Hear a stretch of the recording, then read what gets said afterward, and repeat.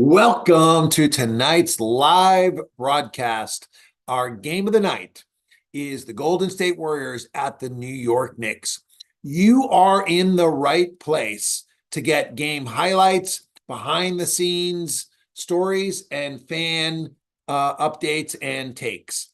I'm Greg Wells, your host here at Talk Sports. Golden State Warriors at the New York Knicks. And we are opening the Zoom room right now. Right place to get game highlight. And I'm excited for tonight's game in the Madison Square Garden, probably the best place there is to see a game. So welcome. It's good to see some familiar faces that are here. If you're watching us on YouTube, welcome to Talk Sports. I'm Greg Wells, your host. We're going to be featuring tonight's game is the Golden State Warriors at the New York Knicks. We're going to have game highlights, behind the scenes stories, game takes, and we're going to hear hot takes from everyone at halftime and also be talking football tonight. We're going to do a mock NFL draft and start to take our first look at fantasy football drafting. So I am excited to see you here tonight. If you're watching us on YouTube and you'd like to come join us up here on Zoom, I'm going to put the Zoom link in the YouTube chat. If you're here on Zoom, we need you to please pull up the YouTube airing as well. I put the link in the Zoom chat for you guys to go over to YouTube. Make sure you go over to YouTube and that you like and comment. And what I want you to tell us in the chat is where you're joining us from here tonight. Good to see some familiar people back again. I know where you're from, but let's tell the audience. Remember, this show is for the audience. It's for you on YouTube that are coming here tonight to look for this game. Maybe you're hoping to see the broadcast and don't have TNT, or you're on the road and don't have access to TV. Or maybe you're watching the game at home like I am, and I think most of us in Zoom are, and you just want to have some guys to hang out with. That's the vibe that we're going for here. It's like we're all in the living room together, watching this game, talking basketball, talking football, having fun. That's the community that we're building here at Talk Sports, and I'm honored to have you be a part of this. This is just our third week. We are brand new. We are growing fast, and we need your help to grow. And the best way you can help us to grow is by going over in the YouTube chat. Make sure that you subscribe to our YouTube channel, you like this YouTube post, and that you comment in this YouTube post. And what that does when you do that is it shoots this out to more people in the algorithm. So it's really important part of participating here tonight. I'm excited. March Madness is right around the corner. We're going to be having full coverage during March Madness, which means we're hiring. We're looking to build out a team. We have some people here that are auditioning tonight to be on the team. If you're watching us on YouTube and you'd like to be considered to be on the team, we'd love to have you up here and hear your take on tonight's game or your take on football. And every night we ask our participants to bring their best 1-minute take on anything they want. But I would coach you in this way. Keep in mind, our audience is mostly football and basketball. So it makes sense for you to focus your take on one of those sports. It's going to be best, most well received by our audience. So again, my name is Greg Wells. I'm excited for this game here tonight. I've got some takes of what I'm looking for in this game. And I want to start with hearing from our audience here today. Go ahead and use the Zoom raise of hand if you'd like to give us a pregame take on this. I'm going to put on my glasses so I can see everyone who's here. And we're going to hop over to the YouTube chat and just take a look at who is joining us here. We've got some people from Dallas, Kentucky, New York. I love seeing so many different hometowns represented here. Tennessee. Let's get everyone here over in the YouTube chat. Make sure you hit this like button like I just did. You should have a button over here to subscribe, and let's get us going in the chat here. And I'm going to drop the link to join us on Zoom.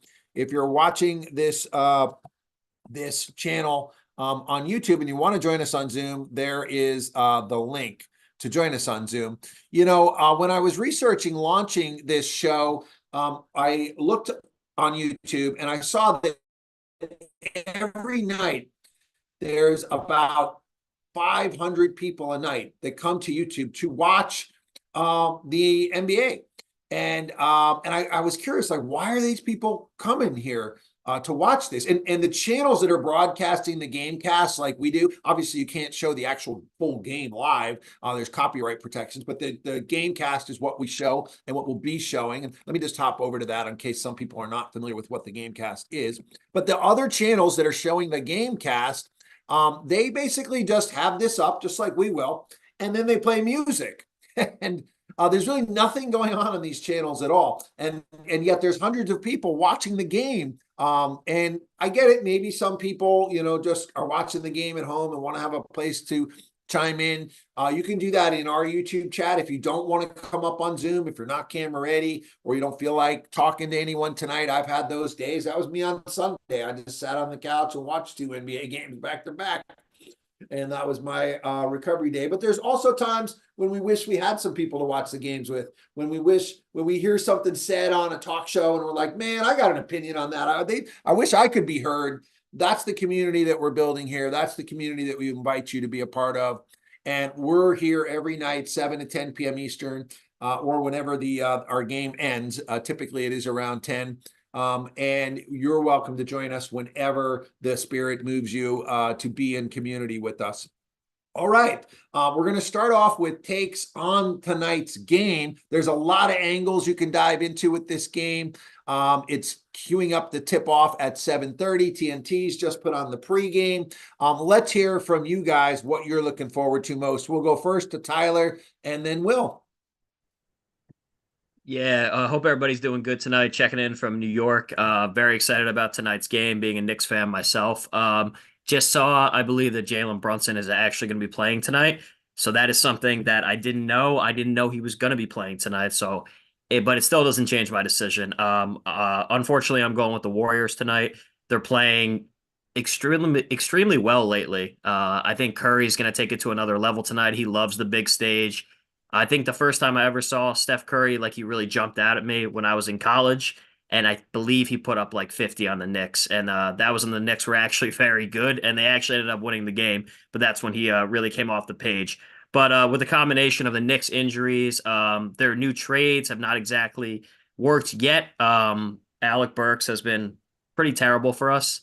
And he's supposed to be a bench scoring punch.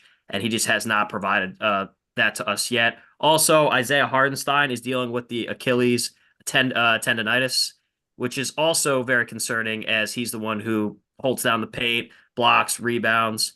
And I think it's going to be a lot closer because Jalen Brunson is playing tonight. But I think the Warriors are going to come out with a close one with an extra motivated Curry being on the big stage.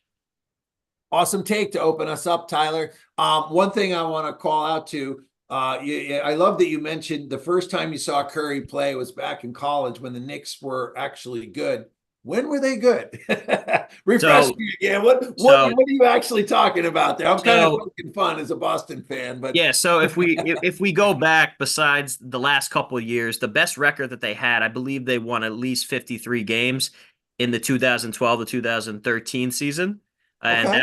that was their good year. J.R. Smith had won six man of the year. Melo was the leading scorer. That's the year they lost to the Pacers in the second round, and they beat the Heat four times in the regular season. So everybody forgets about that year, but that was a pretty great year for the Knicks. Yeah, I mean, Melo leading them to 52 wins. I think people do forget about that, myself included. And it's hard to win when you got a guy like Amari Stoudemire just dead weight on the roster.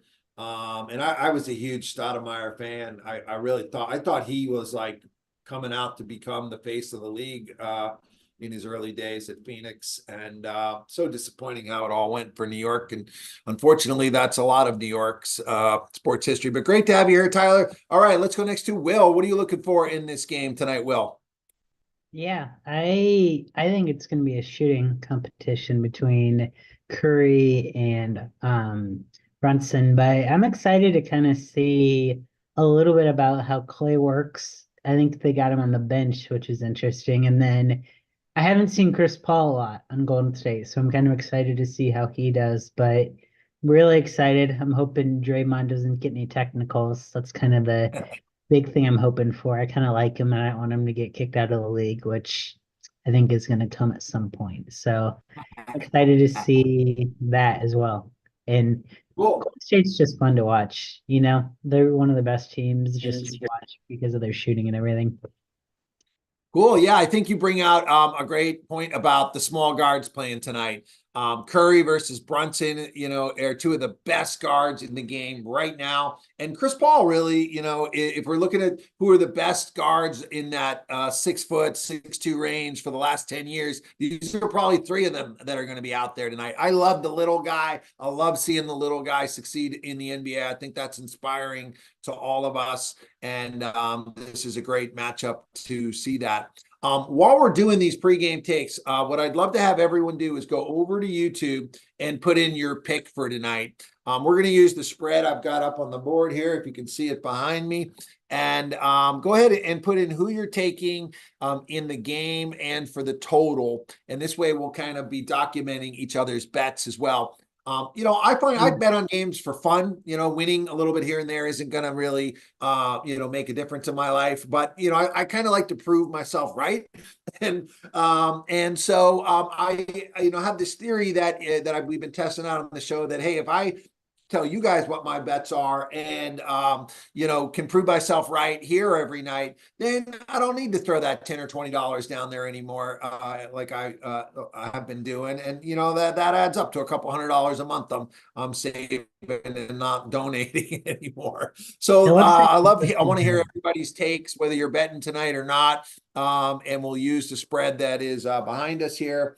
It's Golden State on the road. We got a home dog here. In general, I like home dogs, especially the Garden can be a great crowd. I think this one is it's one of those ones that's like, are they setting us up to take that? It almost looks too good. Jeremiah, great to see you. What are you looking forward to in tonight's game? Can you post the YouTube link? That was a Zoom one. Oh, okay. Yeah. Thank you for letting me know. I've got the Zoom one on my clipboard. I'm copying and pasting the YouTube link there. All right. All right. I'm looking forward to a good game tonight, hopefully. Warriors are 4-1 over their last 5. They've been really hot. Steph's coming towards the end of his career, and he always likes the big games, big moments, big place like Madison Square Garden. I'm going to pick the Warriors tonight to cover and the over. Got it. All right. Hey, what do you think? You mentioned Steph coming to his end of his career. How many years you think he's got left? You think this is it for him, or what do you think he's got? I'd say 1 or 2. I don't think he's going to play as long as LeBron. I mean, I'd say we're getting close to the end, and it's been fun to watch. Let's enjoy the last year or two. Yeah. I'm with you, although I think we have some people here that might think he's got 3 to 5 left. I think it'll be an interesting topic to get into. Definitely nobody's catching LeBron, and LeBron's still adding in more and more years here. So, all right, let's go next to Andrew. Andrew, what are you looking forward to in tonight's game? What's up, Greg? What's up, guys? I'm really excited about another good game tonight. Golden State, Jeremiah, you mentioned 4-1 in their last 5. They're 10-3 in the month of February. Red hot. And last night we talked a lot about how the Pelicans might have a chance to make a run to the conference finals. We're sleeping on the 2 teams that are at the 9 and the 10 seed, the Warriors and the Lakers, teams that have proven year after year that they can make runs. I know we just talked a little bit about LeBron, but goodness gracious, last night outscoring the Clippers by himself in the fourth quarter. That's the 16th time in his career that he's done that, giving the Lakers a chance to keep climbing in those standings. I'll tell you what, I wouldn't want to see them in a play-in tournament situation. I like Golden State tonight, like Jeremiah said. Golden State and the Lakers are 2 teams that I would be scared to play early in the playoffs. Yeah, the Warriors are surging and they're getting healthy, and they've got depth that a lot of teams don't have, that could sustain an injury if that happens somewhere along the way. Some great points there from Andrew, and looking forward to more from you tonight and on this game. All right, Alex is up next. Alex, what are you looking forward to? I always look forward to Steph Curry in the Garden. I mean, it seems he shines, like others have mentioned, in the Garden. So I like the over, and I like the Warriors, but I'm gonna fade myself, and I'm going to take the Knicks in the under. Not a little bit of a cold streak gambling, but we won't get into that. The Knicks could win this game, though, obviously. I do like the Knicks a lot. I like the trades they made. I want to see them gel. I think it was it Tyler, the first the first take we had, he said they haven't gelled yet. I think this could be a game where they could gel. And with their defense, with those new trades, with Brunson, hopefully they catch fire. I like the Knicks team, and I think they could get up to, a 3 or 4 seed. I'm not sure where they are now. I think they're at a 4 or 5, but again, this is when Golden State usually shines. They turn it on at this time.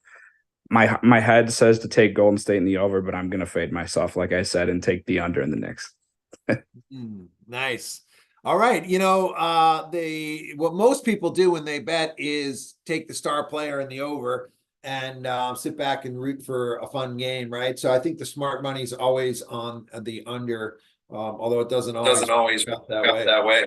We're getting a little echo there. If you could just try to keep yourself on mute when we're not talking, and keep the YouTube on mute. Just looking at the injury reports, I think this is really important if you're queuing up what you're going to take tonight. It looks like we heard Brunson is playing. That's unofficial. He's still listed here, but we got that from one of our shares today. They're on the pregame right now talking about that.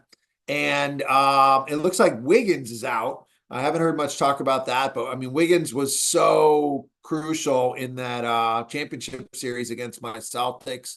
I really felt like he was the difference maker in that. So that's a big guy to have out here.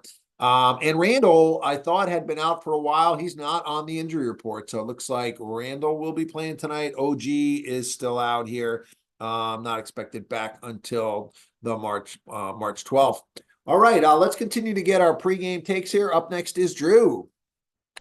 I do not think that Randall is playing tonight. I guess I could be wrong, but I heard nothing about him coming back. Okay, that's good. Andrew Wiggins, No. he has not been nearly as good this year. I don't know what his problem has been. Very similar to the last take. Everything in my head says take the Warriors, but I'm going with the Knicks tonight. The Knicks have dealt with a lot of injuries, and I think they have a chip on their shoulder. I think the injuries has nothing to do with the game tonight, but I think it's going to help them a lot long term, getting a lot of their other guys, their depth guys, some good experience. They'll be ready to go. DiVincenzo is a very good streaky shooter. I think he gets hot tonight. Steph Curry is at the point of his career where he is still fantastic, but he is not fantastic every single night anymore. He has nights that are just kind of average here and there. So now those never happen in the Garden. So I think that tonight may be a first for that. So I'm going with the Knicks. I think Jalen Brunson has a chip on his shoulder. He's playing tonight, and he's very smart, and he wants to show the world that the Knicks are a contender, and we'll see if he can do it. Yeah, I'm so glad you mentioned Randall. As we went over to the full injury report there, Drew, we saw Randall is on the full injury report. This is why you can't always just click something and go by it, right? You guys saw how it wasn't showing up in tonight's injury report. I guess he's on more of the long-term injury report there. I knew Randall was out for the All-Star game.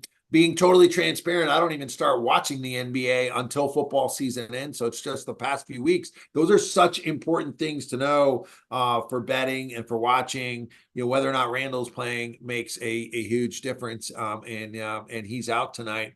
All right. Next up is Cameron. What are you looking forward to most in this game, Cameron? Yeah, I'm gonna be looking forward mostly to what lineup Steve Kerr is going to go with to close out the game. Obviously, he's going with the youngsters in the starting lineup, but we're getting Chris Paul back. That second unit's pretty good. Paul and Sarge have a great two-man game that they're bringing over from Phoenix. Klay Thompson has proven that he can accept that six-man role. He heated up against the Nuggets. He had, I think, 23 points in the first quarter, which is a Warriors record. So it can be dangerous if he heats up. Curry, he's in a little bit of a shooting slump these last couple of games, but he's been scorching it in the month of February. The last time he played in the Garden, he broke the three-point record. So every time he plays in the Garden, I'm expecting him to have a big game.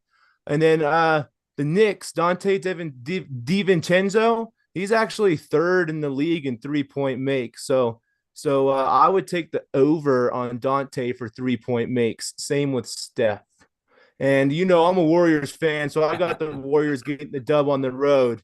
They've had a couple days rest with their last game against the Nuggets. They had that game in the bag, but Curry, they were up 16 that game. Curry just didn't show up that night. Had a shooting slump, but I don't expect him to have another game like that. So Curry or the Warriors cover. I got him winning easy.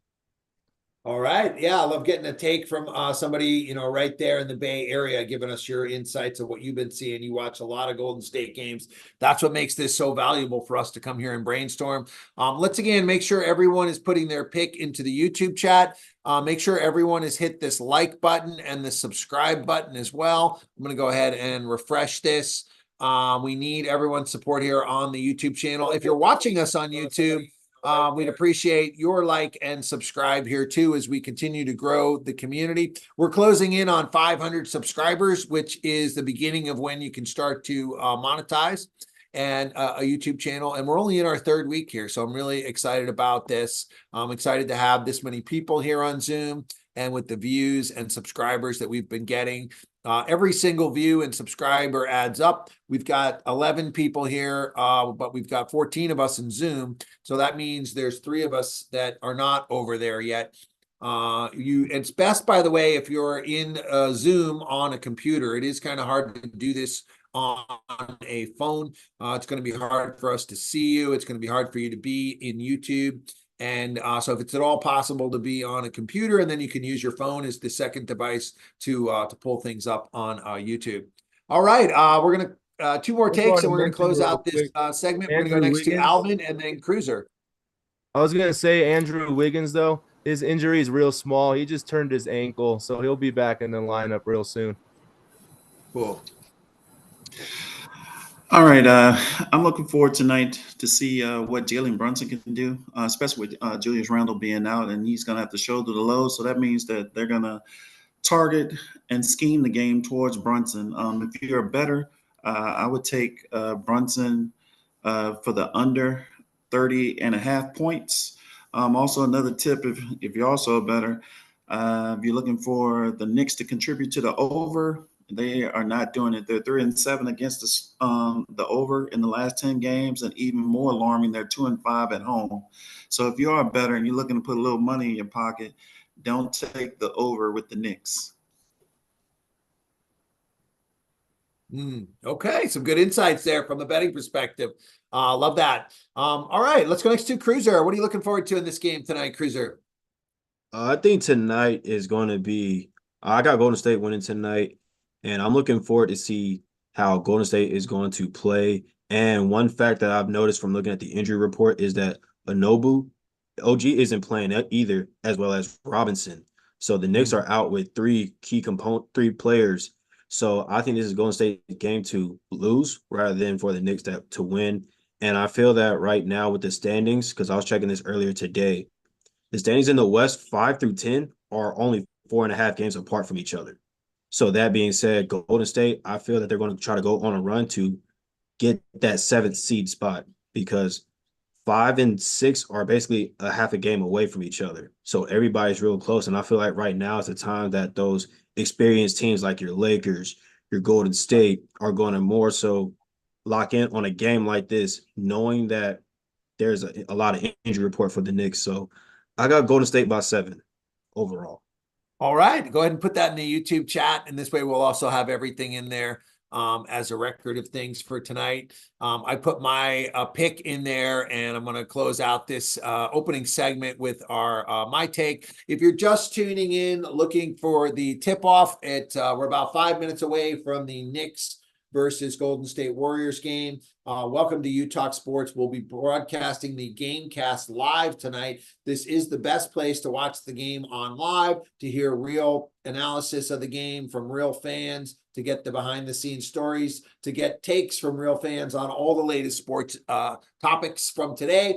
And we'd love to have you be in the show. If you've ever listened to Pat McAfee or Colin Cowherd and felt like you had something to say, this is the place where you get to say it. That's the community that we're building here. We're here live every night from 7 to 10 p.m. Eastern. broadcasting whatever the game of the night is, usually TNT or ESPN. Last night we focused on college. Tonight and tomorrow we'll be on NBA. We also talk a lot of football here. We're going to do a mock NFL draft tonight for the college draft because the combine is here, and take takes on the combine if anyone's been watching. And then tomorrow night we're going to do a mock fantasy football draft. We'll also be previewing fantasy football some here tonight, as well as getting your take. We ask you to bring your best 1-minute take. Don't ever feel like you have to give a take on a topic that if it's not a topic you're well versed on or have anything to say on. We want you to stay in your wheelhouse and in whatever your strength is in sports. That's what we're here to have you bring to the show. Let's make sure everyone has put their pick into the YouTube chat here. Everyone has liked and subscribed to our channel. Here's what I'm really looking forward to in tonight's game. First off, Chris Paul is back. This is his first game back. I expect he'll be on a minutes restriction. Chris Paul and Klay Thompson coming off the bench together. That's the most intriguing bench I can remember seeing ever. Two Hall of Famers that are still capable of being productive. They're not totally over the hill yet. Coming off the bench, going against second-team players from the Knicks and from the rest of the league this year. That is very, very intriguing to me. To me, Golden State is positioning themselves to make a run in this playoffs. As someone else said here tonight, I would not want to be playing Golden State in the West in the playing game or in the playoffs. I always say in looking who I feel can make a run in the playoffs, I look for three things. I look for teams that can defend. Draymond Green is there. Golden State under Steve Kerr has always been well coached on defense.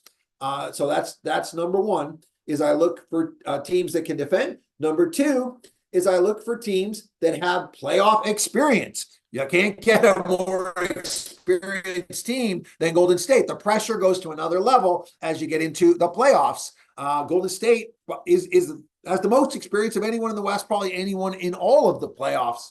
And then number three, do you have a closer?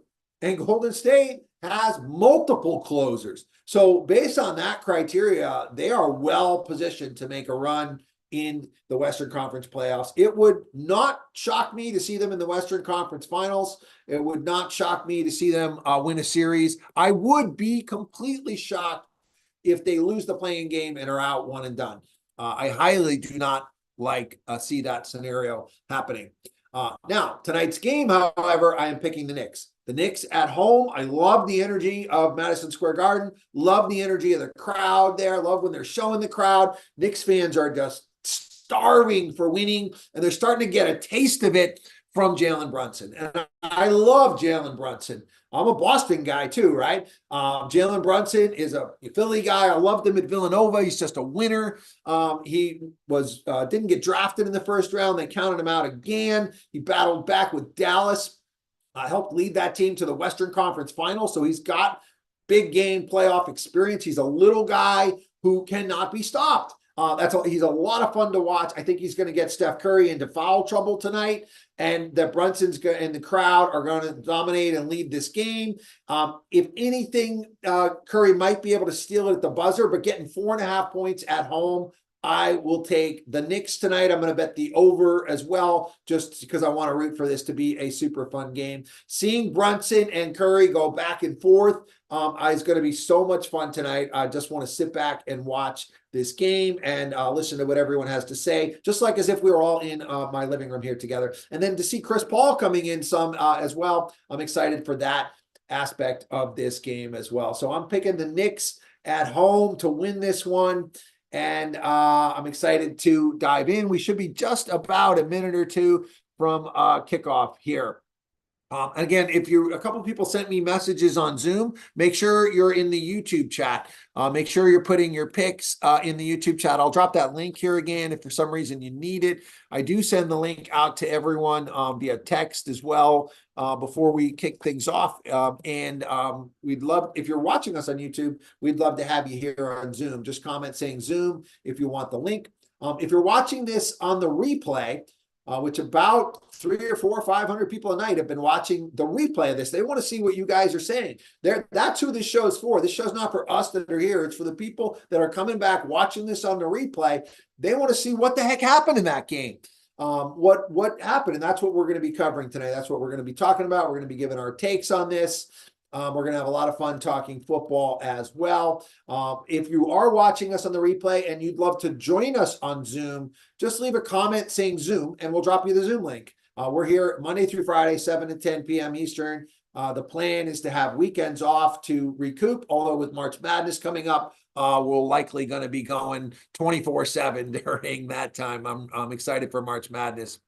All right, so they're on their commercial break here. You know, one of the things I don't like about NBA games is they never start on time anymore. They seem to be pushing the start times back more and more. Last night's game started like 15 minutes late after what it said it was. Really annoys me. You know, run the show on time. I like the pregame. Tell me the pregame is 7 to 7:30. I'll tune in. And then I want to see tip-off at 7:30, and I want to be done by 10. I go to bed at 11. I don't like this. They especially did it at the All-Star game, right, where they told us the tip-off time, and it was like 30 minutes later. Like you're losing your credibility with your audience when you play that game, and there's no need to do that in the NBA. All right, so let's pull up the game cast as we're getting ready for tip-off. Likely going to be here any minute. We're right on time at 7:30, and let's take a look at what else is happening in the league here tonight. If anybody has any takes on any of these games or any of last night's action, if you guys stayed up and watched some more of that game last night like I did, we can go ahead and get those takes in here right now as well. And then we're going to be going into your 1 minute segments. But for now, let's stay focused on this, the NBA calendar until our game of the night gets tipped off, which should be any minute right now. They're just running commercials and stalling. Bucks are hosting the Hornets tonight. They're off to a quick lead. The Hornets are basically tanking, in my opinion. You know, if they can get a third piece this year in the draft, they've got some pieces to build around there. Jazz and the Magic. I love the Magic this year. I haven't seen them too much, but I love what they're doing. I'm in Tampa, so they're kind of our adopted home team here, being a Boston guy in Tampa. Nets and the Hawks, not too much there that excites me. This is our game. They picked the right game here at 7:30. By the way, what's coming on after this game is a game I want to be sure to mention. It is a rematch of the finals. Miami Heat at the Denver Nuggets. The Heat have been surging. Jokic is unstoppable. That's going to be a great game to watch. Our show will be wrapping up. But in the future, I plan on us having a West Coast team where some of you guys come in and lead this exact same format. And we cover these West Coast games as well. Let's see. We've got a battle for the Rookie of the Year here in this 8:30 game. The Suns hopefully can get their ship going right against the Rockets. And Lakers should crush the Wizards. Everybody's been beating the Wizards. I think it was Cameron was saying just take the Wizards and the over and whoever the center is, because they got nobody who's rebounding or trying hard there in the Wizards. All right, I saw a couple of hands are up for takes on this. Let's go first to Cameron. Yeah, I was going to mention that Heat Nuggets game. I'm curious to see how the Nuggets perform off a back-to-back. They just won last night pretty handily against a hot Sacramento team. And so that means I think the Nuggets are on a 4-game winning streak and the Heat are on a 5-game winning streak. So someone's winning streak is going to come to an end tonight. I'm curious to who it is. Yeah, I'm looking to see that game too. I don't know if Terry Rozier is back playing for the Heat. I love that addition for the Heat. He was one of my favorite players on Boston. I'll tell you, if there's one team I would prefer not to run into as a Celtics fan, it's the Heat. And they're sitting right there in the 4-5 spot. It's another reason I'm rooting for New York tonight to drop the Heat down to the 6 hole. What else, Andrew, what are you looking for on the board tonight? Like Cameron said, definitely interested in the Nuggets Heat game. Last night, a lot of MVP talk, and no one has mentioned Jokic. Jokic won back-to-back MVPs. They're only a game and a half out of the 1 seed in the West. We said last night it's the best team on the best player on the best team. Yeah, I know Jason Tatum is definitely your pick for that, but the West is way more competitive. And if Jokic gets the Nuggets back to the top again, it'd be tough to go against them. I also have the Bucks Hornets game on my second screen here. I took the Bucks minus 11.5. The Hornets are just a poorly run organization. They're not trying to win. You mentioned it. It'd be really nice to get another piece for them in there. I like the Bucks minus 11.5, even though I've been the most vocal Doc Rivers hater on the show. Yeah, I mean, they're already up 11, so you're looking pretty good there pretty quickly. And yeah, Jokic, I mean, to me, he's still the champ until somebody beats them. I'm not picking my Celtics to beat them until they do.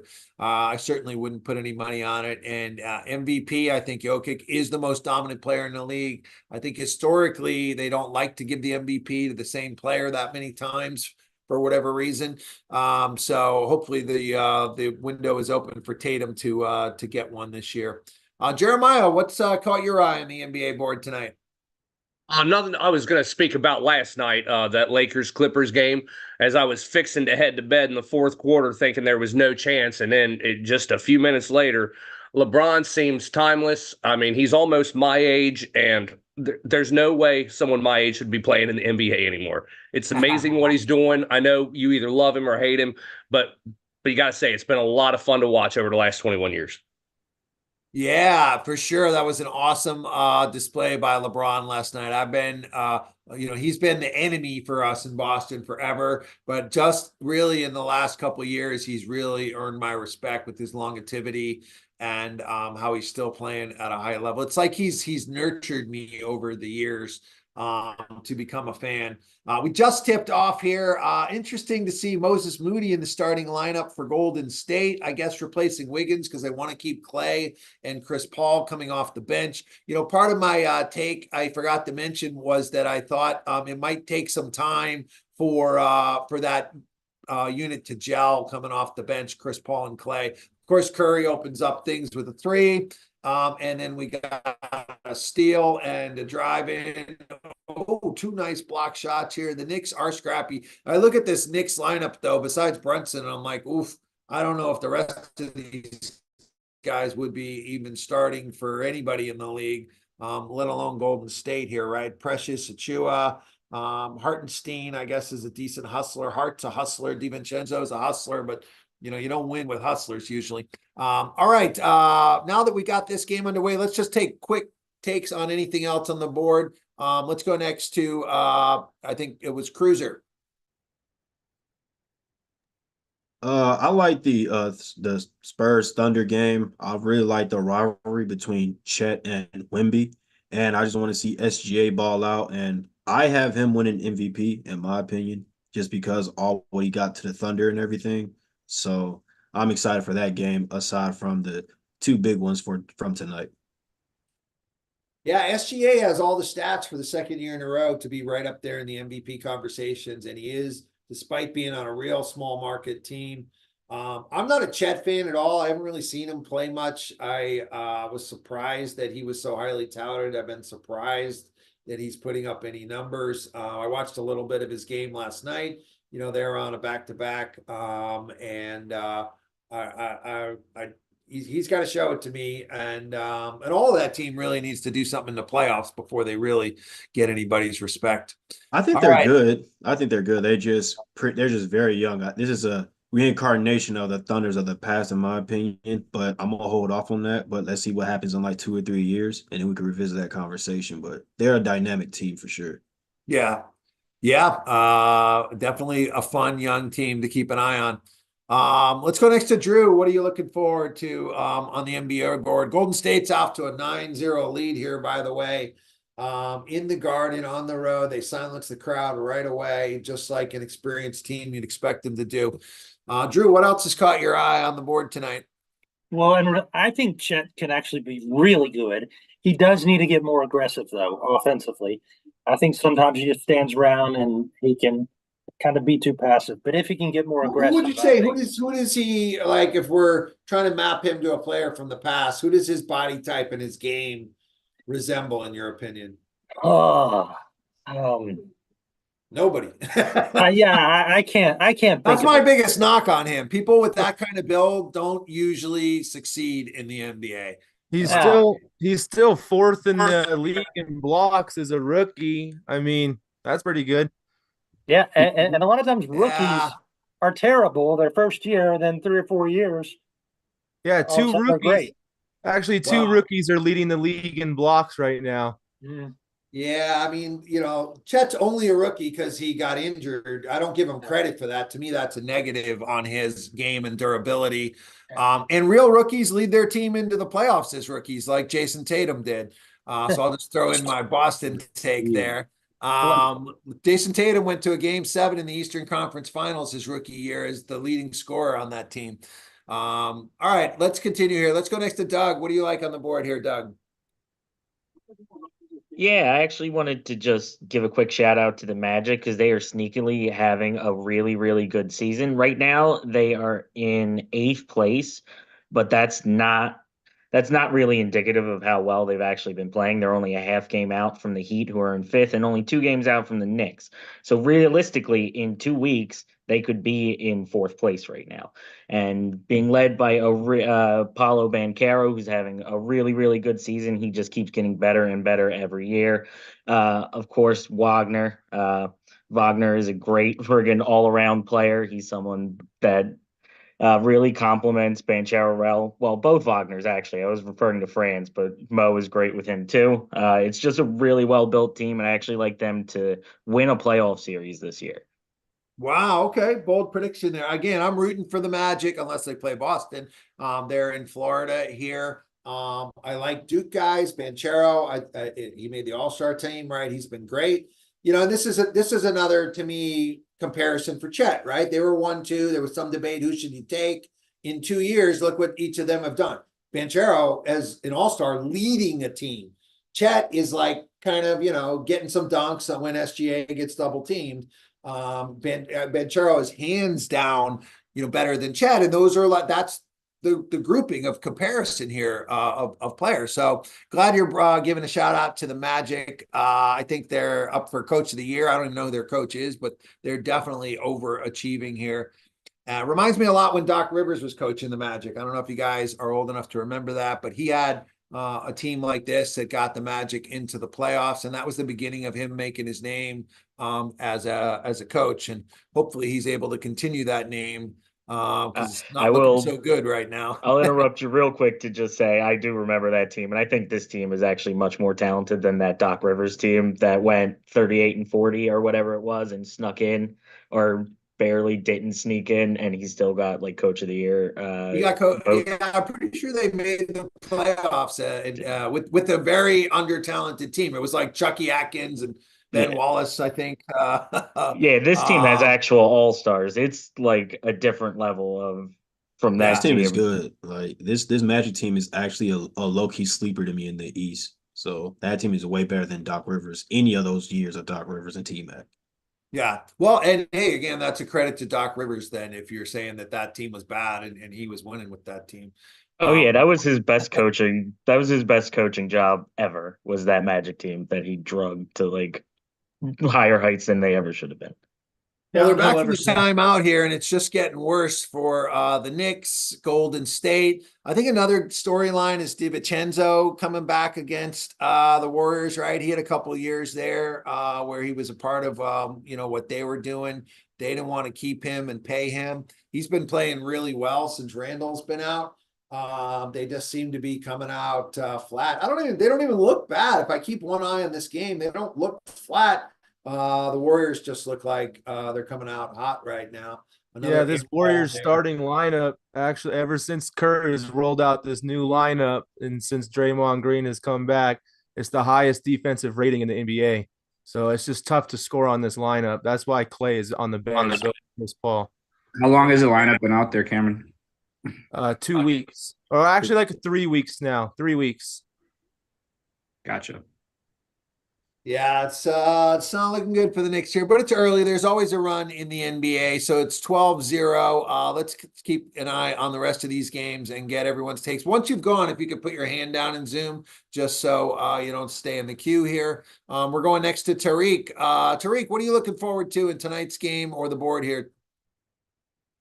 One thing I'm looking forward to in tonight's game is kind of watching over here is to see how the Knicks are going to attack. Golden State is kind of hot right now. As Cameron said, they have a really good lineup. Chris Paul is back now. They're finally using the draft capital, but I do want to see how the Knicks are going to play. Now, we got to remember the Knicks are down the starting center, Mitchell Robinson, and they're down the starting power forward, all-star Julius Randle. But they have been good. And honestly, the one thing I did want to mention for my take, though, was it was referring to last night's game with the Lakers. Coming down from 21 in the fourth quarter, being a Lakers fan, it was great because I hate the Clippers. I'd say Lakers are a team to watch out for the finals. You can't write LeBron out. You can't write Anthony Davis out. And this is the most well-built roster the Lakers have had since the bubble, in my opinion. Okay. Yeah, I agree. You can't count out LeBron, especially with AD as his Batman and Robin. I don't like the rest of their roster at all. We can save that conversation for a night when they're on. I don't like seeing Brunson jacking up threes. That's not his game, in my opinion. It's like they're getting a little desperate already. DiVincenzo's throwing up threes. Yeah, they need to play off two in the paint. Yeah, they gotta drive it in. Here comes Brunson on a fast break, 1-on-2. Let's see what he tries to do, and he turns it over. Wow. All right. Let's see. Alex, what's caught your eye on tonight? Well, I was going to talk about the Magic, but Doug actually hit all the points I was going to make. So thank you, Doug. Okay. Cool. Anyways, Yeah. My bad. No worries, man. That's why we're here. I look at the Phoenix Suns tonight, and again, now's the time where you see the superstars or the teams with the superstars on them turn the corner and start to prep for the playoffs. Suns are definitely underachieving. I know that's because of Bradley Beal's injury partially, but I look for the Suns to start to get onto a win streak, maybe starting tonight. Rockets are a tough team, though. They're a lot better than they were last year. That's a game that catches my eye. Yeah, let's just stay on that then, because I think Beal is supposed to be back tonight. It'll be really interesting to see if he does come back. Have you heard any definite decision on that? It says he's out. Does it say he's out? Okay, yeah. The pregame show I saw said he was a game time decision. They got to get him back into the groove. It's like the stretch run here. If your guys aren't playing now, they're going to be rusty come playoff time. So that game tips off at 9. We'll be able to do some check-ins on there. Meanwhile, the Knicks are finally on the board. It's 14-2 on our game here tonight. All right, let's go next to Drew. What's caught your eye on the board tonight, Drew? The Bucks and the Hornets. I think the Bucks are going to win by 30. How are the Hornets consistently this terrible every year? A Michael Jordan led team. I just don't understand it. I think that the Pistons will win more games the rest of the season than the Hornets. And I just wanted to take a moment to bash on the Hornets for a minute. That's all I have. Hey, they deserve it the way they've been playing. Peyton's in here looking good for Golden State. That's another guy off the bench. I mean, this is a deep team with a lot of guys that can play. Moody, has looked pretty good tonight. So imagine their 4 guys off the bench are Moody, Peyton, Clay, and Chris Paul. Once they get Wiggins back, that's like better than the Knicks starting 4 tonight besides Curry. Who's their big guy then, Greg? All right. Their big guy is Kevon Looney, who did great in he actually out-rebounded Anthony Davis last year in the playoffs. And they got this rookie called Trace Jackson Davis who can jump out the gym. So watch out for Jackson Davis when he comes in the game. Yeah, Looney. Kevin Looney is like one of the most underrated pieces of the Warriors these past couple of years because he's always just incredibly solid in the middle for a team who's like not really built with that in mind, who's not really worrying about that kind of thing. So to have someone like Kevin Looney who just does all of the dirty work incredible rebounding effort just every single night, and incredible defensive effort taken after Draymond. It's just like invaluable to them. Well, yeah, and Looney's the fifth guy off the bench at this point. Like that bench is amazing, right? I don't think I've seen a better bench in the NBA in a long time than that group we just listed there. Will, what's caught your eye for tonight? Tonight is the night, if you guys are interested, college, I'm gonna watch at least part of the Gonzaga St. Francis game, and then St. Mary's is playing. So you got three teams who can make a run in March. But as far as the NBA, I kind of want to know more about that Rockets center. He looks like he's averaging 20 points a game, and he's a young guy. So I'm interested in kind of seeing if he's the future or his potential. I don't know how good he is. I don't know much about him. Yeah, Sengun is like that. Houston comes on, we can get maybe some hometown insights on that, or if anybody else has any insights on that guy. Sengun, right? Sengun is like friggin' he's like a mini DeMontis Sabonis right now. Or like really he's actually more like a mini Jokic because he's averaging and he's an incredible passer. He's like the second point center ever, basically, after Jokic. And they're building completely around him. But there's another big guy too, Jabari Smith Jr. They have an incredible front court going forward. Like for the next 5 years, it's going to be one of the better front courts. I feel like the Rockets should build around Sengun more than Jalen Green, in my opinion, because Sengun, Shaq said this, and it was crazy because I was watching the game too, and I was like, he kind of reminds me a little bit more of Marc Gasol, just a more athletic version of a prime Marc Gasol with a little bit of athleticism. But I feel like he's a better option to build around than Jalen Green is. I think Jalen Green could be a good second option or a third option, depending on how you flip it. But Sengun is the number one over there. And to me, they got a team there. They got a pretty solid team. They do. And what's the name? I think Dylan Brooks is on that team too. So the Rockets, they have a team and they have Fred VanVleet now too, right? Didn't they sign VanVleet? Yeah, they got. I mean, they're not playing well. They're not in the playoff run at all this year. But they're they have some nice pieces from the there. play-in. They took a big step. They took a bigger step. But I think, in my opinion, I want them to go after Siakam. That's just my take, and I would let Jalen Green go and go after Siakam. Siakam got extended. No, did he? Didn't he? Or is he waiting for that extension? I think he's waiting for that extension. But if I'm the Rockets, I'm going after Siakam because you need a wing. Not saying that Jalen Green isn't that guy, but he's not your primary. He's not your number one. And I would let Jalen Green go for someone who's proven like Siakam. That's just my take. I like it. 5.5 games behind the Warriors. They got no chance to catch them this year. It's been interesting to see what's going on with Jalen Green. He's not getting run in crunch time, and he's also not responding well to that. If you've seen any videos circulating Twitter, he's been on the bench, and his body language is terrible. You don't like to see that from a young guy on a struggling team, coming from a guy who watched a young struggling team, Joel Embiid and Ben Simmons. They always had good body language. They were terrible for quite some time, but you got to have the body language and try and build a winner at some point. Yeah, good points there on both sides. Our game is at a television commercial right now. 20-4 Golden State's holding over New York. Hopefully New York can reorganize and try to lock down some D and make a run. Their D has been terrible. They've been jacking up threes. They've not looked good at all. Alex, I think already went. You still have your hand up. As also Tyler, did you have something else? Or you still have your hand up? No. I had some. Yeah. It's funny how you were saying earlier too. Yeah, go ahead. Can you hear me? Hello? Yeah. Oh, okay. Yeah, go ahead. No, for the Hawks and the Nets game, I know it doesn't really jump off the page, but since Trae Young, he's going to be out for 4 weeks, I'm really looking for DeJounte Murray to take the reins there. He was an all-star in San Antonio. He has that ability.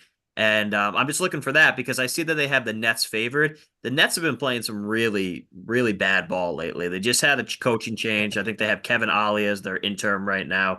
One of their main bucket getters, Cam Thomas, is out today. So I'm not really sure. I guess maybe they were favored because they're at home.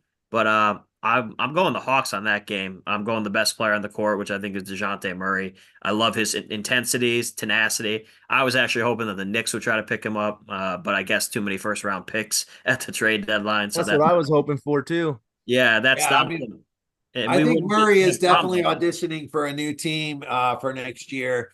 And this will be kind of his chance to run a team here and show if he can be a one, if he can put up numbers. He really doesn't even have to win games. Nobody's expecting that with that roster, but just see if he can keep them playing at the same level without Trae Young. Because I think Atlanta's going to blow it up after this year. Unless they decide to, to rebuild around Trae. I don't think Murray will be there at all. Those two don't seem to work well. That experiment hasn't panned out.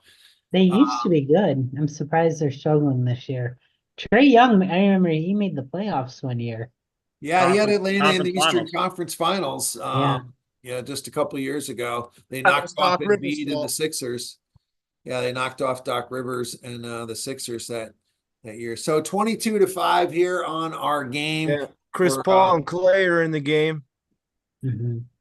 Yeah, I mean, you can go to the bench early. Not only does this bring firepower off the bench, but it means you're going to be able to have Steph at his best at all times, to be able to rest these guys. I mean, it's just so powerful having a bench available like they have here. Is 7 rebounds is that typo? What's the deal? He's hustling. Yeah, I mean, Golden 7 State has come out, rebounds. lighting it up. Wow. It's the magic of the Trying garden. to shoot with the Warriors and nothing is spilling. A lot of them been falling right to him though too. The Knicks got to also Knicks fan here. Knicks got to show a little bit of pride here, man. This is ugly, man. 8 points. 8 points. There's only 3 minutes left. Come on now.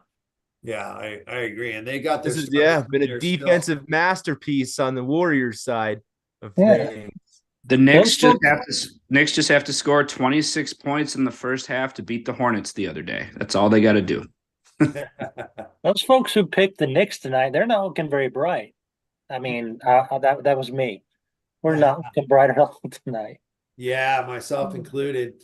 While we're gearing up to our next segment, where when we get to the end of the first quarter here, I want to get your guys' takes. But I also want to start prepping some things for some football talk. It's Combine Week. I haven't had too much time to look at what's happening, so I'd love to get some updates from there if you have. We want to be looking at the NFL draft and also fantasy football. And so to kick things off, what I want to have everyone do is go over to our YouTube chat and tell us in the YouTube chat if you had the number 2 pick in the fantasy football draft. I'm going to assume CMC is the consensus number 1 at this point. But at this point, if you had the number 2 pick, who would you be taking in your league? Let's assume you're in a 12-team PPR league. That's the most common that's out there. Go ahead and tell us in the YouTube chat. If you need that link to the YouTube chat, I'll put it here. We'd love to hear from you guys that are in the YouTube chat who you are looking at. So who would you take with second pick? We've got some Tyreek Hills, some Cheetahs in there, Chase, JJ, Hill, Stroud. I haven't seen the guy that I would pick at all. He's a guy that I kind of rode down the stretch last year. And as much as I'm not a Cowboys fan, I got to tell you, I like CeeDee Lamb over Tyreek going into next year. Tyreek is older and more injury prone, and Tua also, could have a concussion or an injury at any point. To me, CD and Dak are a much more stable environment, and they were hotter down the stretch than Tyreek was. So that would be my number 2 pick. We're going to talk fantasy later today. I just wanted to warm it up by getting this going in the chat, and we're going to go next into our 1-minute takes. So let's tune in to see if the Knicks can make a run here. And if you want to use the Zoom raise of hand to get in line in the queue to give your 1-minute take, we're going to start these when we break for the first quarter here. Let's see who the Knicks have coming in off the bench here. See if the bench can maybe give them a spark. 24-16, they've already made it a little bit closer. Hart just hit a 3. They still got Brunson out there. Bogdan, I've never really been a big fan of his, but I know New Yorkers are excited to get him. I don't know anything about Sims, their backup center. Burks is here too. I didn't like the RJ Barrett trade they made. I thought they gave up on him a little too soon. And they threw in that other guard off the bench. Can't think of his name off the top of my head, but that guy was a scorer off the bench for them. Emmanuel Quickly. Quickly, yeah. That guy is like instant offense, man. Yeah, this is just that's the problem with Bogdanovich too. He could score, but he plays no defense, man. Yeah, that was a goaltend in there. Yep. I mean, there's a reason he's bouncing around the league from team to team. He's exactly right. He can't guard anybody. I like the Villanova connection the Knicks have too. It'd be cool if they could bring in the final Infinity Stone of Mikal Bridges in the Nets. Maybe trade Randall for Bridges and let the Villanova team run wild there. I don't know if Brooklyn would do that. Oof. Or even better, if it fizzles out a couple times in the playoffs, bring in Jay Wright. Right? Yeah, I can't imagine Jay Wright is done. That was kind of a shocking retirement from Villanova. And we're seeing a lot of that, right? Saban kind of came out of nowhere, and college game is changing. Coach K and Roy Williams. Jay Wright's going to Ohio State is the rumor. Yeah, interesting. Jay Wright once said he would never take a job where he couldn't drive to the Jersey Shore. That's why I think the Knicks would be in play. It'd be a long drive from Columbus, Ohio. Nice. Let's see. Who's this guy? That's the Knicks backup center there, Sims, huh? He's got no offensive game whatsoever. Let's see who this guy is. But he's very bouncy. Whatsoever. He's a Jericho tough one. Sims. He's bouncy. Jericho Sims from Texas. Okay, yeah. He was on Texas in 2021. It wasn't on last year's Texas team that made that run. That was that Texas team last year was my pick to go all the way. I still think they could have won it all. Yeah, Sims, it looks like he's just a banger in there, huh? They need somebody that can bring some toughness. He's got 4 points for them too. All right, we're at the end of the first quarter here, so we're going to dive into our first takes going around the horn. I'm going to need to use the timer so that everyone can get to go. Also, please make sure you're over in our YouTube chat. I'll drop this link in there. After each person goes, what I want you guys to do is to respond to each take in the YouTube chat. The best takes give us something where people choose a side, right? If you give us a take and it's like, yeah, everyone agrees, that doesn't really go anywhere. The best takes are where I can say, hey guys, go in the chat and tell me which side of this are you on, with them or against them. If you don't have an opinion on the topic, you can also encourage each other. We want to build a supportive, encouraging community here where, so we do want to have everyone commenting in the YouTube chat and after each take though. All right, so up first here is Brandon. Go ahead and give us your first take. All right, can you hear me? Just want to make sure. Yeah, go ahead. All right, so here is my take, and I'm going to go ahead and jump right into it. The NBA is in trouble, and this is not me necessarily dunking on the league or the players. This really comes out of a place of love, because I have been a fan since the late 1980s, and at no point have I seen personally a disinterest in the league, and even just with a lot of the fans. And taking the All-Star game as a microcosm of the issues that people have with the league, it's a symptom, and it's not really the cause. Because if you go back and you look at players of previous eras and how they talk about the game, it's about how the game has given to them, what they owe to the game. It's about leaving the game in a better place than where you found it.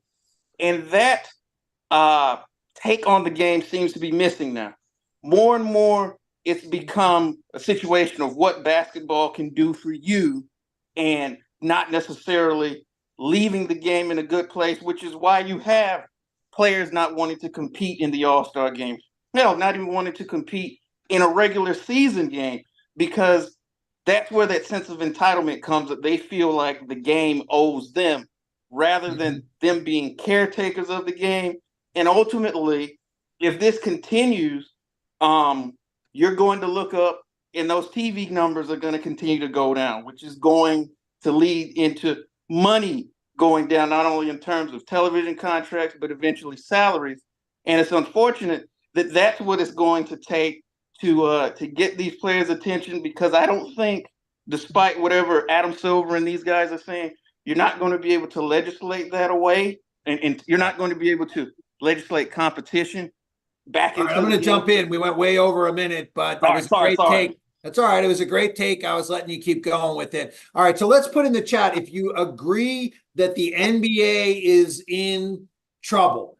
Go. That's just a focus on just that part of the statement, because if you don't agree with that, then everything else that Brandon said, you are going to naturally disagree with. Do you agree the NBA is in the decline and in trouble? And by the way, my personal goal in each of your first takes is to rebut every single one of them. So don't take it personally if I'm going to try to make an argument why you're completely wrong. I believe the NBA is at its all-time best. I'm not sure what facts or data you are citing to say that it is going down. I don't see that at all. If anything, I see more teams with more stars. Back in the 80s and 90s, teams had 1 star, maybe 2 stars, Jordan and Pippen. Every team has 2 or 3 stars now. I think the NBA is ready for expansion. They've been talking about expanding. And I think the players' skill levels are higher than ever. And it's not just a game that's dominated by big men anymore, which was the biggest knock on the game back in the day. It's a game of skill that's really opened up. The All-Star game is its own unique set of problems. And are players out for themselves now? I think that is a really good point, but I think that's a part of reality of social media and personal branding. Back in the 80s, when I was a kid, the only time I ever saw the West Coast players was in the All-Star game, because the games weren't on TV and I wasn't allowed to stay up that late in the playoffs. So the All-Star game was a really big deal back then. They do need to do something to soup up the All-Star game, but I don't feel the league is in trouble. Let's just hear from everyone in the chat here. We won't have time to read everyone's, but I am skimming all of these. I love seeing everyone's takes here, support. The best takes are the ones when everyone has something to say on it. The best takes are the ones when, you disagree with me, you disagree with everyone. I always use the example of a couple nights ago when I said, I don't think Kevin Durant is in my top 50 all-time players and may not even be in my top 100. And every single person here disagreed with me. And I'm like, that's how you know we got a good take. That's what we're looking for here. All right. Up next is Tyler. I'm going to set the timer. Go ahead and give us your 1-minute take, Tyler. Yeah, so just the last couple of years and a lot recently, and I know this is probably because I know Greg actually isn't official, but I believe that the NBA should start finding these officials. To be completely honest with you, a lot of it is just point blank, like you're right in front of the call and you still can't make it. I understand angles and like if you weren't in the right position, but some of it is just like absolutely ridiculous in my opinion. It's altering the outcomes of a lot of games. Not saying it's all determined in one game, but if you're right there, we need to make the right call, or at least do something to just get the call right, because it's ruining a lot of very, very good games coming down to the wire. So, and I think that's All about right. it. So awesome. Yeah, great job getting being succinct, making a great point. It's a debatable point. And let's put in the chat, should we fine the referees for missing a call? Should the referees be fined? I want to hear from everyone in the chat. So that's how you guys support each other. That's what we're looking for, especially in the people we want to bring into our team. I want to see that you can multitask, be in the YouTube chat, be up here on Zoom, be supportive, be encouraging. That's the community that we're looking to build here, where everyone has a voice here tonight. I can tell you, to me, that's absolutely ridiculous. But I'm going to say that to everyone's take tonight. Fining the referees for missing a call is like fining a player for missing a free throw. Like that, if we're talking about that recent Detroit New York game, that ref was in the perfect position. When a ref's not in position, I will criticize them if they're, especially because usually if they're out of position, they're either being lazy or they are not properly trained, and that's something that's fixable. But if they're in the right position and they don't make the call, it means two things happen. One is he saw something different than what we can see on TV, possible. I don't even think that's likely in the New York game. I think he froze. It's the end of the game. It's a human game. The guy froze, just like a player would freeze and choke at the end of the game. And that's part of the game. And finding him is not, or any referee is not going to improve that at all, in my opinion. Let's hop over to the chat and get that take on here. Chat, any takes that take on the refs are especially good ones from you guys. I encourage that and love that because I do referee high school basketball and football and feel like I can see things from their perspective. And I will call out a ref if I feel he misses a call because he's doing something wrong. All right, up next is Will. Go ahead. Put 60 seconds on the clock. Give us your 1 minute take, Will.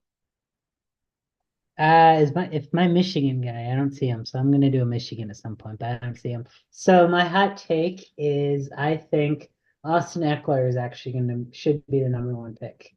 I think he has been #1 for a few years.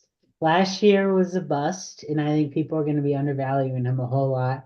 But I think he's a top fantasy running back, and I didn't hear anybody talking about him. And when it comes to PPR, he's just like Christian, where he can get out of the backfield. And I love Jim Harbaugh. I think Jim Harbaugh is a great coach.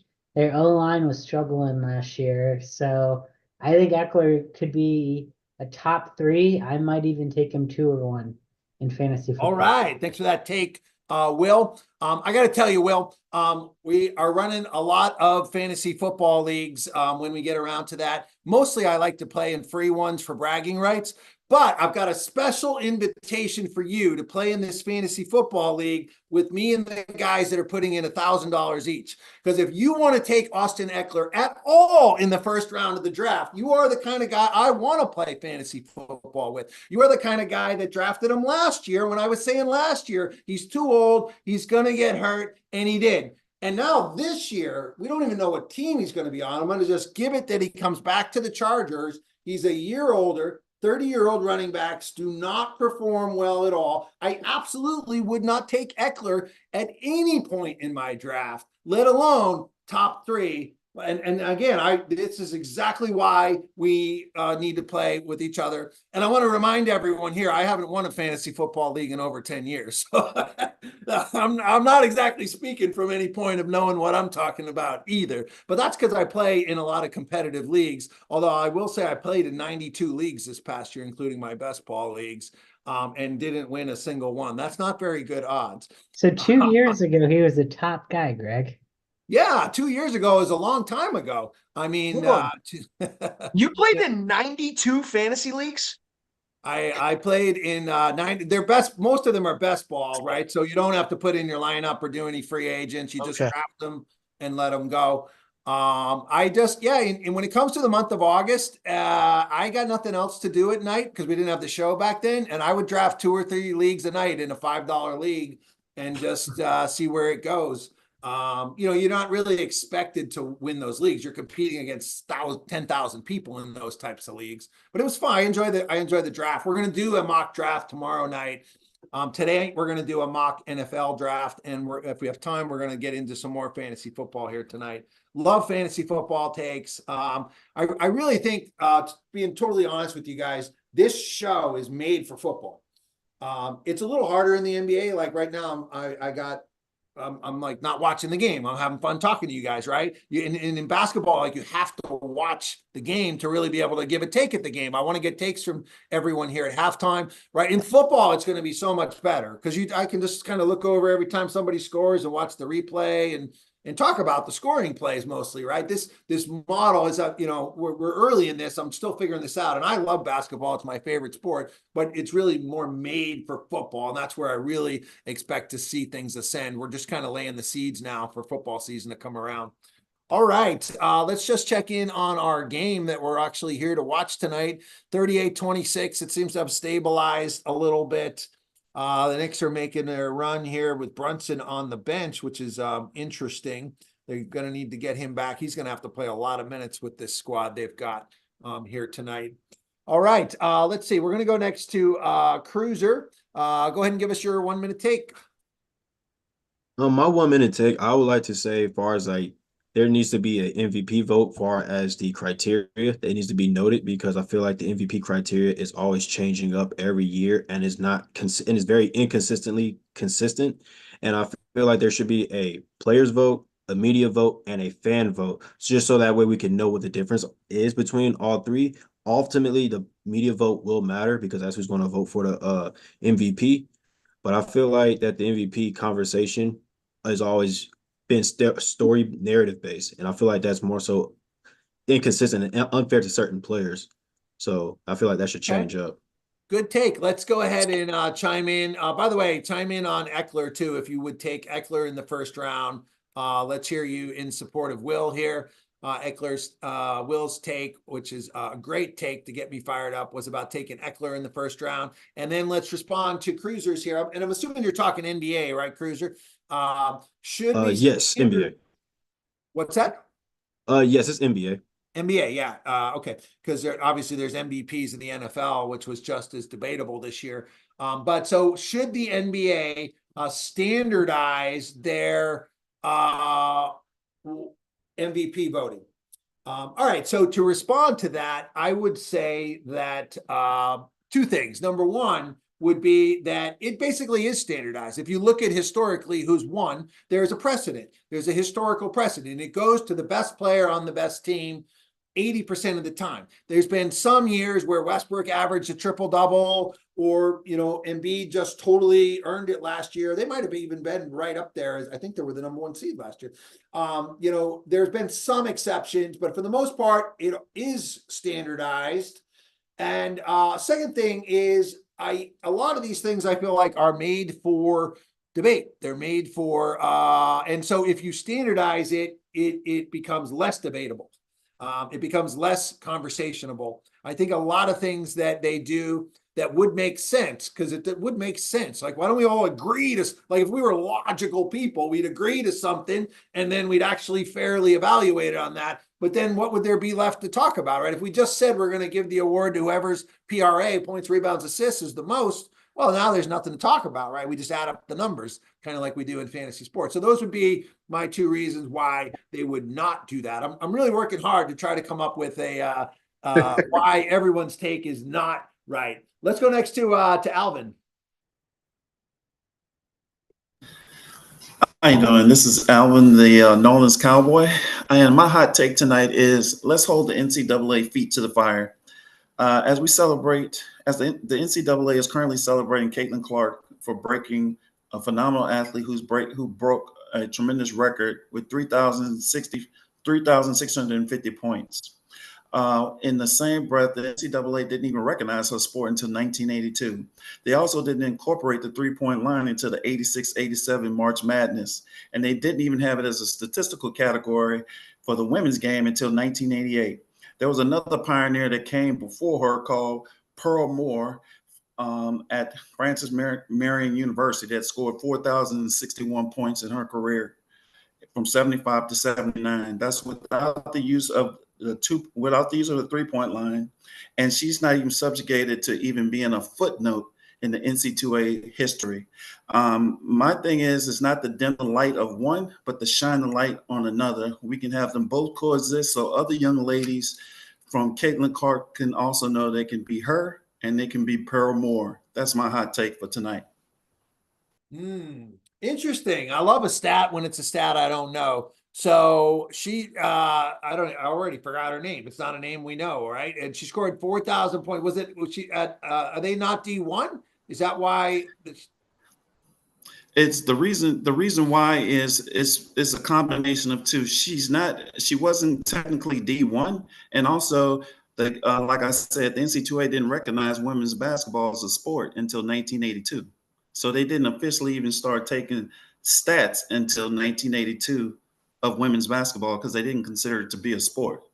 So it's a big debate on whether or not Caitlin Clark is truly the all-time leader in scoring, or is it Pearl Moore? Some consensus, they believe that they do mention the young lady who went to University of Kansas, but she also predates the NCAA recognizing women's basketball as a sport. Not whether they could play, but as a sport until 1982. Yeah. Gotcha. Okay. So, interesting take. I like takes that give me history of things. I'm a big women's basketball fan. If you guys don't know my story, I went to Bentley College, their Division II women's basketball program. Barbara Stevens, their coach, just retired. She's in the Hall of Fame. They're the winningest Division II program in the history of women's basketball. I was the team manager there. I follow them every year. And so I'm a big advocate for women's basketball and women's sports. I would say if she's not playing Division I, it's an apples to oranges comparison. And my second take would be what Caitlin Clark is doing is amazing for women's sports right now here in the present. So anything that's going to try to diminish that, in my opinion, is not really helping to advance the game at all. That's all I can really say on that because I don't know a lot about the facts of what she did or didn't do. All right, let's go next to Brandon. Go ahead and give us your 1 minute take, Brandon.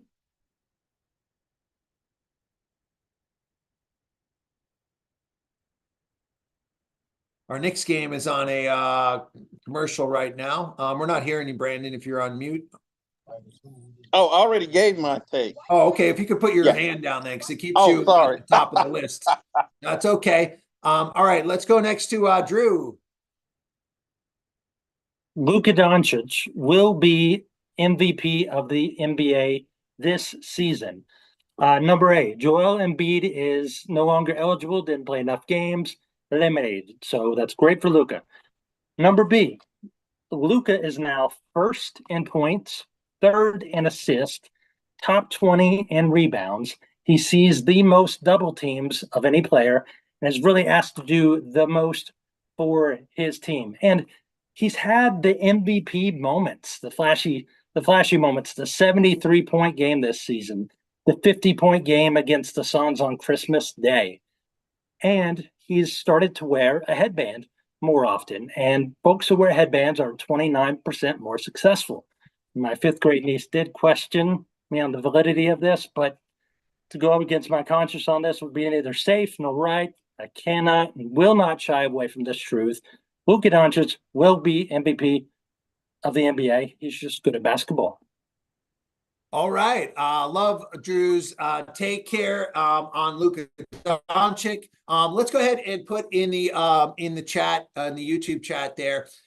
If you feel put in who you feel deserves the NBA MVP at this point, whether it's Luka, whether it is Tatum, I've been advocating for. Jokic, the defending champion, SGA is putting up a strong case. Luka, it just comes back to his record, right? If we look at the Western Conference standings here, the Mavs, I predict, are going to finish in the play-in game. 7 through 10 is the play-in game. And a player that's all the wins they have, no matter what their stats are, can't possibly be the most valuable player of the league. It's not the most valuable player of your team. He is clearly the best player on his team. He's having some of the best moments for his team. His team is terrible and worse by having Kyrie Irving there, who is a nightmare of a wingman to play with, as a number 2 to play with, in my opinion. One of the worst players. I can't believe they brought him back. But their record just is not worthy of being the MVP of the league. He hasn't done anything considerable for the league. He also has a rep of not playing defense. I don't know if that's true or not. I haven't seen enough of him play. I was impressed. We watched his game last week against the Suns. He single-handedly was able to beat Durant and Booker, which was impressive, but I don't see him getting the MVP. Let's go over to the YouTube chat and just see who you guys are saying should get the MVP. Let me put. Are you saying the record's important, Greg? You're saying the record's like really important for the MVP? historically, that's who it goes to, the best team with the best record. If you think of, what it's the MVP of the league. It's the value, you're the most valuable player to the league. It's a league award. It's not the most valuable player on your team. These are all my opinions, right? As we heard a great take earlier, is that there's no standardization of this. You can apply any rules you want to it. I'm just showing you what historically people have said here.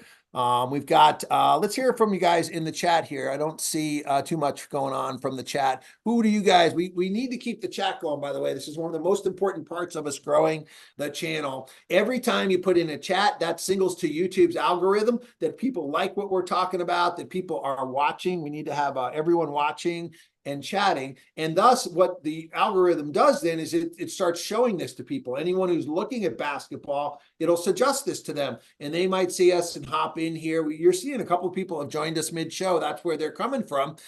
That's the importance of the engagement of in the chat here. Plus it makes it fun. It makes it fun when we all chime in and respond to everyone's take. And we want to be encouraging each other, supporting that great take on Luka that we just heard there. That Drew made, and then they'll support you when you do your take. All right, let's move on. Next in our queue is Doug. Go ahead and give us your take, Doug. Hi, I'd like to talk about the combine, actually. I'm going to give a little visual representation of my minute. So everyone likes the combine around this year, mostly because the NFL Network has absolutely hyped it up when there's no football content going on.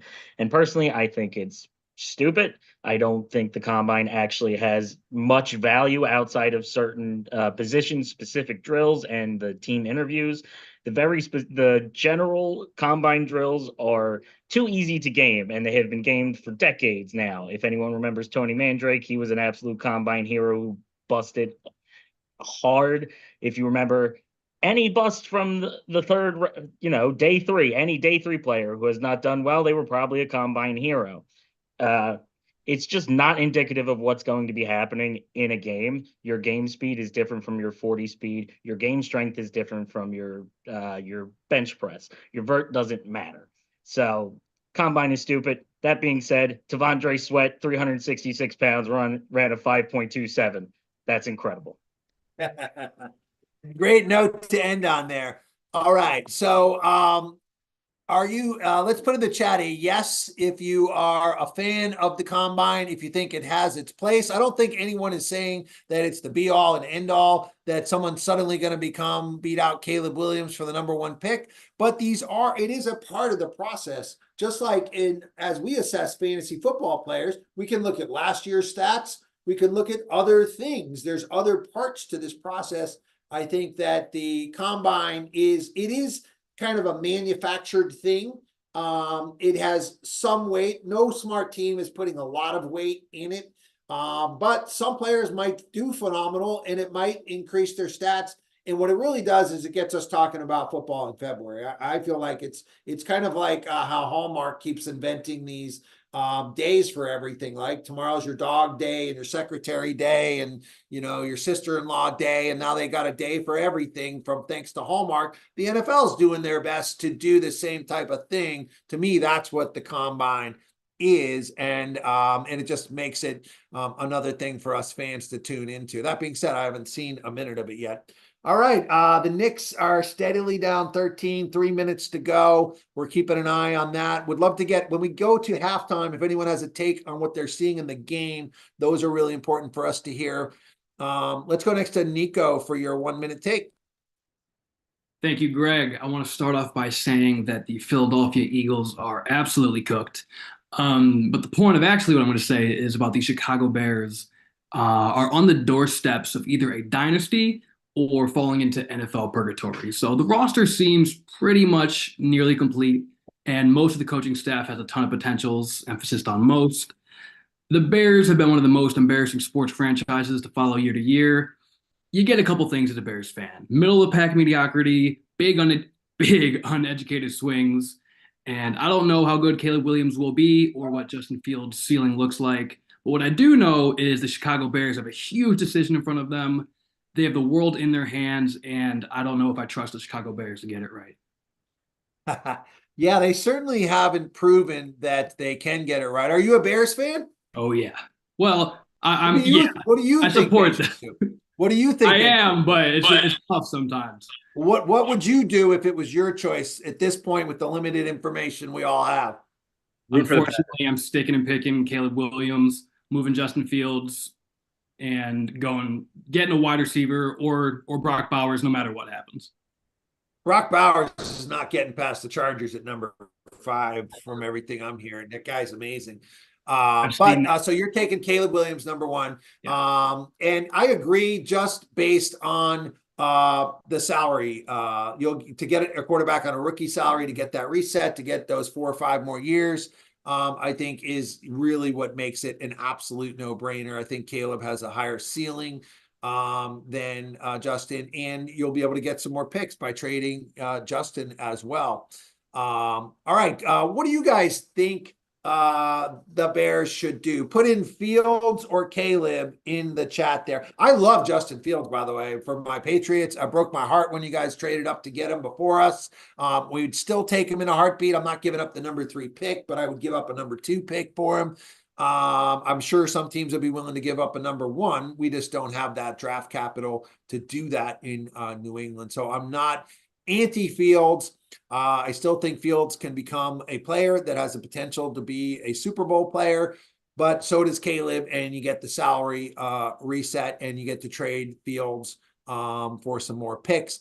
Where it gets really interesting to me, which would to me signal be an all-time Bears move, would be for them to trade down from 1 to 2 and draft Jaden Daniels and trade Fields and not take Williams. To me, that would be like the all-time you blew it move. Think about, but I could see the seduction of that would be you could get Washington's number 1 next year by going from 2 to 1.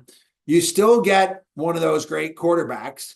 And then you trade Fields and get another first-round pick. Like it's sexy getting all those picks. In my keeper fantasy leagues, I love like trading guys and getting more picks. That's how you stockpile and rebuild. But I think that would be a huge mistake because I don't love Daniels or the North Carolina kid at all. All right, let's check in on our game here. It's still hanging tight at this 13-point lead. The Knicks have hit a 3 now and got it down to 8, according to my Gamecast. My TV's a little bit behind here. 8 with under 2 minutes to go. All right, New York. Rare for me as a Boston fan to be cheering for New York, but I am tonight. And Brunson has 4 for 10, not doing a whole lot. Kuminga, 6 for 10, leading the way, as well as Curry, who came out red hot. 50-42. All right, we got ourselves a game. There's always a run in the NBA. Let's keep getting these takes. Up next is Andrew. Go ahead and give us your 1-minute take. Perfect. My take is not about the Philadelphia Eagles, but since Nico said the Eagles were cooked, I just fire back and say, as a Bears fan, you would kill to be in Eagles fan shoes because we've had more franchise quarterbacks in my lifetime than your franchise has had in its existence. I digress. I'm going to talk about the NBA 65-game rule. A lot of points are being made on being able to eliminate load management. And I get it. You pay your hard-earned money to show up and see players play. But the 65-game rule, we talked about the NBA not being the MVP not being quantifiable. You know, there's not really a numbers game as to why you should win or why you shouldn't win. Well, then why do we implement this 65-game rule? And in the end, it's hurting players. Someone like Joel Embiid goes out there just to make sure that he can get the 65 games. And what happens? He hurts himself more seriously. And now one of the league's biggest stars is out for months. 65 games. Guess what? It'd be better if he played 63 games than if he plays 38 games. The 65-game rule is bogus. Yeah, so the 65-game rule is bogus. Go ahead in the YouTube chat and tell us, give us a yes if you agree it's bogus, or a no, or if you want to give your counterpoint into why it's bogus. I'll start with it for the MVP. To me, the MVP award takes care of itself. If a guy doesn't play enough games, he usually doesn't win the MVP award. There's no reason to have a specific rule to have to play 65 games. Now, if Joel Embiid is playing a certain amount of games, winning the MVP award, that's just dumb on him. I think you alluded to that in your take. I don't feel like he's doing that. I think he's come out and said he doesn't care about the MVP award. I don't think he's doing that, and that's motivating him to get back out there. But it's not just MVPs. It's also first team NBA and all NBA selections. And at the end of the day, that's not just another thing on your resume. That comes down to dollars and cents. And you're costing guys dollars and cents because they're going out there trying to get to 65 games. And now we see what happens. Yeah, the all NBA teams, having a game limit, the all NBA teams to me don't even really mean that much. I was surprised to hear that directly relates to how much money a player gets. I thought a player can get a max contract, and that's what they're paid. I don't see why they would get paid more based on being on an all NBA team or not. To me, that's the bigger problem than it is having the game limits on this. I don't see any reason for game limits on those either. Again, it should all play out. Like, why would somebody vote for somebody to be on there if they only played half the season? What I do want to commend the NBA for trying something to deal with load management, right? That's the reason they put in this 65 thing. They tried it. I suggest that maybe they'll be open-minded to make change. One of the best things a leader can do is show that he's willing to change his mind. And I would be very impressed if Adam Silver comes back and says, we tried that, it didn't work, we're going to try this instead. They got to do something to minimize load management. This seems to have caused them more problems and bad publicity than not. But they got to do something about the load management. So I'm in favor. I'm glad they put it in and tried it this year. And that's my response to that. Let's go next to Jeremiah. Give us your 1 minute take. We got 5 seconds to go in the half. Golden State's up 11 right now. Let's just see what happens here. The Knicks are going to try to get off one last shot. Brunson probably should have put that up himself. He handed it off. They calling a foul? Yeah, wow, that's a bad foul to give up 3 there. DiVincenzo makes these. We can cut the lead to 8. Wow, this is a momentum changer. Jeremiah, give us your 1 minute take. Yeah, I'm going to talk about coaching in the NBA. Coaching is often looked at as first and foremost in the NFL, where the NBA, I don't believe it is. And the most underrated player or person in the NBA in my lifetime, I like to think, is Phil Jackson. 2 of the 3 best players in my life could not win a championship without Phil. It's not talked about enough. I'm not saying Mike and Kobe weren't absolutely phenomenal, because they are, but neither one of those guys could get the job done without Phil Jackson. The Zen Master is not talked about enough. So is your take that the coaching is underrated and very important to NBA championships? Absolutely. I mean, we see how good Eric Spoelstra does over and over again. He's probably the best coach, one of the best coaches. Popovich doesn't have the squad right now. Yeah, I just wanted to clarify it. So with these takes, we really want to dial them in on one specific thing we can respond to. If your team was more, just from your thinking, but was more about Phil Jackson or absolutely about coaching in general, which one do you want me to tell you is a piece of shit, Phil Jackson or coaching in general in the NBA? No, Phil Jackson. Let's do that one. All right. So let's respond in this in the chat here. If you feel Phil Jackson would have won any championships without Michael Jordan and Kobe Bryant and Shaquille O'Neal. Like anybody who's handed Shaq and Kobe, they were the 2 best players in the league. It was the most boring era in the history of the league.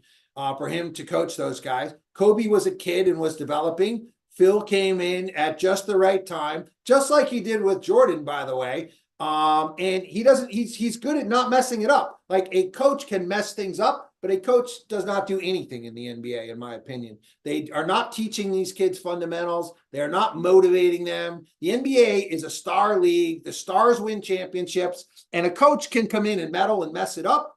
A coach can come in and get the role players to maybe play a little bit more D, but that's like 10% difference. And sometimes that pays off. but the coach is not influencing winning, and Phil Jackson is did nothing besides lead those two teams. That's it, to put him in the same conversation as like a Belichick and Andy Reid. Granted, we're comparing apples and oranges to sports here, but coaching really makes a big difference in football. I don't feel it makes any difference at the NBA level. At any other level of basketball, it's all about the coaching. But once you get to the NBA, it's a star-powered league.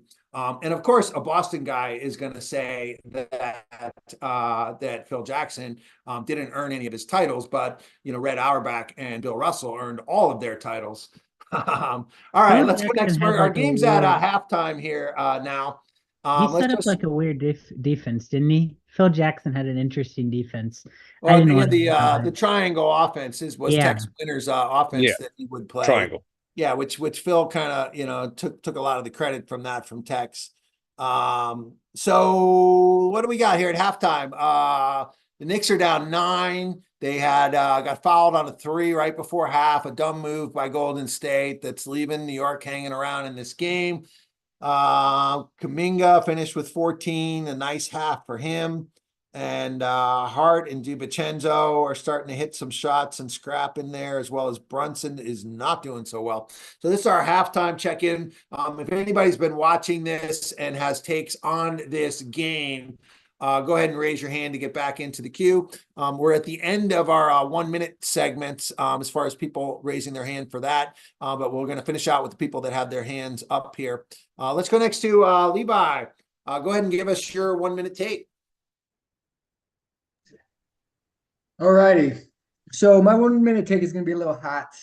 I don't even like it myself that much. I do not think the Warriors are going to make the playoffs when it comes down to it. It's just you're looking at the 7 through 10. You got Dallas at 7, Kings at 8, Lakers at 9, Golden State at 10. I'm just telling you right now, Golden State is not better than Sacramento. And when it comes to Dallas, that would be 2 years of Luka missing the playoffs.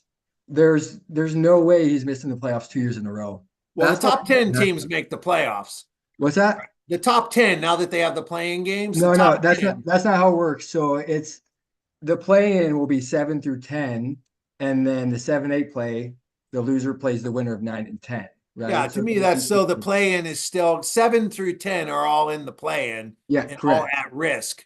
So then you're saying, okay, so you're saying basically Golden State won't be in the top 8. No, I mean, when you look at it, it's like if Golden State, if they play the Lakers, they're not going to win. It's basketball's about matchups.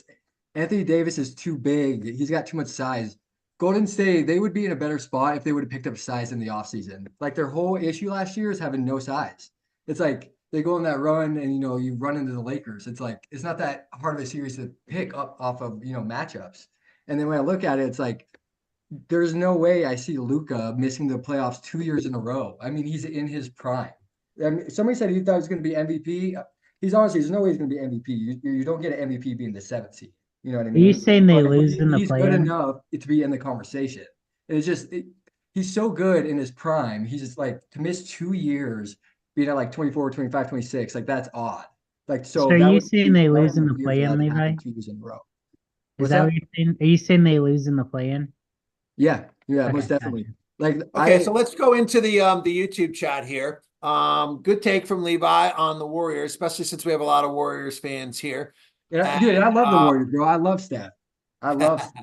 But it's just all right. So let's. Do you think that the Warriors can make it out of the play-in game? A yes, a no, or give your take here in response to Levi's take there.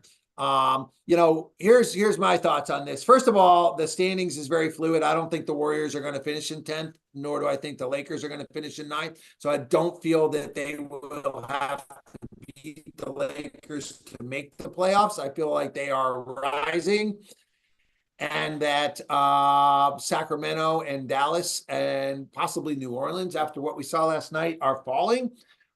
The Warriors beat the Kings last year in a full series. So I feel completely confident that they can be. I would take Steph Curry over anybody else in a one-game series. That series was so close. And then you got it was close now. Like Clay's not Clay. You know what I mean? That's why last year was Sacramento's year. That that was the Kings' year, Bro, and they still couldn't The get it Kings, done. the Kings are a So young team. The Kings are a young team getting older. Golden State's at that, they're at that transition stage. Like next year, their team, I mean, it's going to be different. I mean, they should have done something at the trade deadline. But it's like, how do you trade Klay Thompson at the trade deadline when he's a splash brother? You know what I mean? You're not going to do that. It's like they know it. I don't see that. Well, again, we'll check in here. To me, their inside presence is the same inside presence they've had for years. It's the same inside presence they've won championships with. Well, It's that's Looney actually and not true. Draymond Like Green. last year, zero size. That's why they got beat by the Lakers because of Anthony Davis. It's all matchups.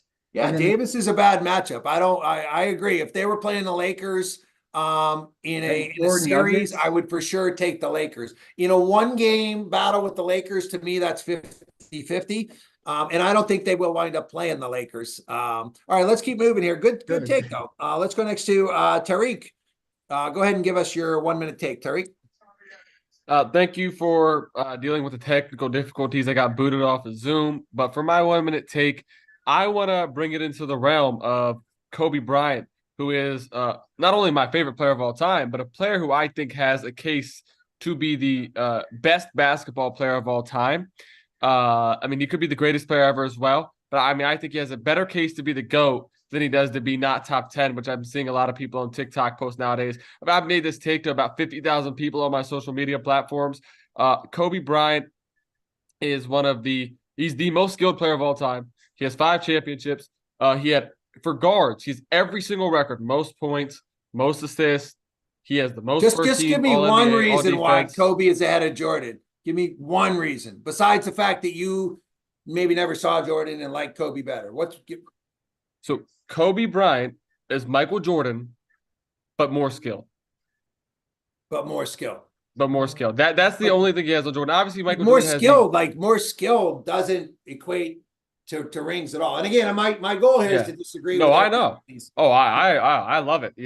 Because I think so. Jordan. Let's go in the chat here. If Kobe Bryant is what's even a fair way to put this here? If Kobe Bryant is in your top 3 players all time in the NBA, put a yes. Mine's a no. Kobe Bryant rode Shaq's coattails for his first 3 rings. Shaq dominated the league. Shaq won the MVP every year in the finals. Kobe was a closer. They don't win those rings without Kobe, but Kobe was Robin. Shaq was Batman for the first 3 rings. Up until that point, Kobe was just the closer. Like there's been a lot of closers throughout the history of the league. Now, Kobe goes on to win those other 2 rings. Really impressed me something. Right. So now he's got 5 total. Jordan has 6 total. Mic drop right there. Jordan's 6-0. Kobe's lost in the finals to some series he should have won. My Celtics shocked me that Kobe lost that series. In the history of the NBA, the best player steps up in the finals and leads his team to the victory. Kobe shot the bed against Boston that year. He let the best team beat him. Boston had the best team. That rarely works, though, in the NBA. That's a huge, another smudge. In addition to me, those first 3 rings completely discounted. A player's skills. I mean, Kyrie Irving has the best ball handling I've ever seen, possibly the best shot I've seen, but I wouldn't even take him on my team in the league. So skills doesn't translate into winning and success. And Kobe, people have put him on a pedestal because he died young. And you got to be able to look objectively at what he actually did in his career, which I'm sure as a Boston fan, I'm the most objective person to be able to evaluate Kobe, right? We hated him my whole life. So take my response here with a grain of salt. But for me, I have Jordan number 1, all time number 1, LeBron number 2, just based on career and what he's done. Magic Johnson number 3. Magic, to me, actually led his team to 4 rings. Kobe's led a team to 2 rings. I'm big on leadership. I'm big on being the guy on your team, and big on winning finals MVPs. And Kobe didn't do that in those years. All right, let's go next to Lisa. Go ahead and give us your 1 minute take. Okay, so I don't really have anything really exciting because I'm in Kansas City and we've been having a whole bunch of sports drama here in the city, so I'm kind of emotionally tapped out. So I just kind of wanted to say that I think that Kansas City is 100% all in on the three-peat. They have the Chiefs have slowly been, you know, getting everybody signed. I mean, we just signed Steve Spagnuolo to an extension, who is our defensive coordinator, so nobody can pick him up. We just signed Dave Cullen to an extension, who is the defensive line coach, who Chris Jones absolutely loves, and we all know that we're trying to get a contract done with Chris Jones, so that's good news. Dave Tobe is our special teams and assistant coach. We just signed him to a 3-year extension. And we also have Andy Reid. We're getting ready to sign him to be the most, the highest paid coach in the league. The only person we're really missing is our defensive backs coach, who is Dave Merritt. Unfortunately, he has gone to interview with the 49ers, but I don't think he's going to take that job because he does have young kids. He has one of his kids is a junior in high school. He plays football here in Kansas City, and he has said that he doesn't want to take a defensive coordinator job because it takes too much time away from the family. So even though he's interviewing, I do think that that's for future, in endeavors. I think he's going to come back. I think they're all in on the three-peat, and it's going to be interesting. I'm going to jump in here on the interest of time because we're over our minute. But I love getting takes like that from a hometown team. You had some very specific insights that only someone in the hometown would have to offer. And I'm going to challenge you by saying you're completely full of shit. The Chiefs have one of the worst run organizations. You are riding Patrick Mahomes, who is on a path to be a GOAT. I'm the Brady guy, and I'm telling you that Mahomes has been incredible what he has been doing, despite a mess of an organization. And here's my proof of this. This just came out this week. Chiefs I know where you're going. Ownership receives an F- grade in the NFLPA survey. Things like the cafeteria, the food, the workout place, broken promises. To say that ownership is doing everything they can to be all in. Your claim was all in on a 3-point. 100% all These in. are little things. These are little things, and these are little things that were in last year's survey. Exactly. And they still didn't fit. Exactly. And then look what happened. Ownership, we made the run. is terrible. No, Management is terrible. What it is they did not. What it is Patrick Mahomes. They did go back on, like, they didn't renovate the practice facility. The practice facility does not look like shit. Let me tell you this: if I let you swap, if I let you swap Mahomes for any other quarterback in the league, would you have even one championship? No. Mahomes has carried you guys to a ring. There's no shame in that. Right. You guys developed Mahomes. Mahomes was not that great coming out of college. I give Reed a lot of credit. Agreed. KC is the favorite to repeat. Your ownership, you guys are looking the other way. You guys, your fans should be calling out the ownership to fix these problems. See, and that's why we shouldn't. And that's why we shouldn't have just 1 minute, because, like I said, I'm talking from a hometown perspective. You're looking from the outside in, and I could give you more information on this. But you're blindly supporting your hometown, which is I don't have time. I don't have time to explain. I encourage you. The facts is right there. I just showed you the survey. I'll talk to you. We'll talk in February. All right. Let's go next to Alex. And once you've gone, if you could put your hand down, Levi, go ahead and put your hand down. Alex, go ahead and give us your 1 minute take. We're at halftime. If you're tuning in for the Knicks Warriors game, the Golden State opened up a huge lead early. The Knicks made a little run at the end of the half. We're hoping that we can have a good game and a great finish at the end here. The home is who I took tonight, plus 4.5. I'm still feeling like they might get under that, the way Golden State's led up so far. Alex, what do you got for your 1 minute take? It's going to be hard to beat that conversation, but I will try. I'm going to talk about the transfer portal from former college athlete perspective. I just think it's completely detrimental to college sports.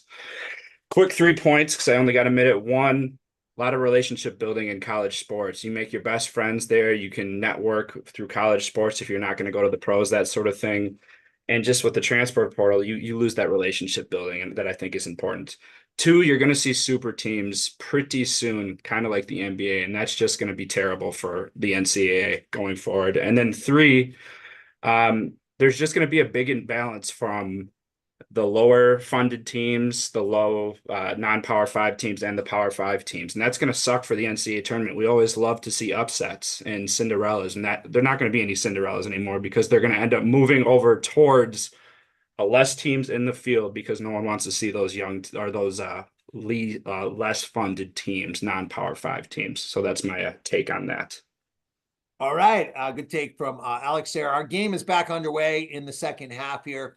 First of all, you know, you have to separate NIL and transfer portal. To me, they're two separate topics. The players deserve to get their share of the money. To see so many players come through college that had great college careers and didn't make it in the pros and made their university millions. The players deserve to have some sort of the pie. The players are what make the play. And I'm glad to see that coming around. The transfer portal is very messy. It's different in football and in basketball. I don't know if they can have different rules for different sports. To me, this just breeds what I expect to happen is that there's got to be a stepping up from the universities and the coaches to create loyalty. We have this same thing in our job market. All of us at our jobs are free agents. We can leave anytime we want to go somewhere for another job. But you know what happens if you do that a couple of years in a row on your resume? You start to look like a job hopper, and nobody wants to hire you anymore. Loyalty is a two-way street, and I feel like eventually things will settle in and we will start to see loyalty. And I think the concept of a super teams happening in college is already happening. And is that good or bad for the program? I don't know. We saw a great game last night with Tennessee. They were led by a kid from the transfer portal. Like he's a kid who was, you know, kind of lost in small ball. He was a late groomer, and now he's like leading a team to a top 4 ranking. So there's definitely pluses and minuses. Let's hear from you guys in the YouTube chat here as to what you feel about the transfer portal. Yes would be you're in favor of the transfer portal. A no would be you think that it has more drawbacks than it does pluses.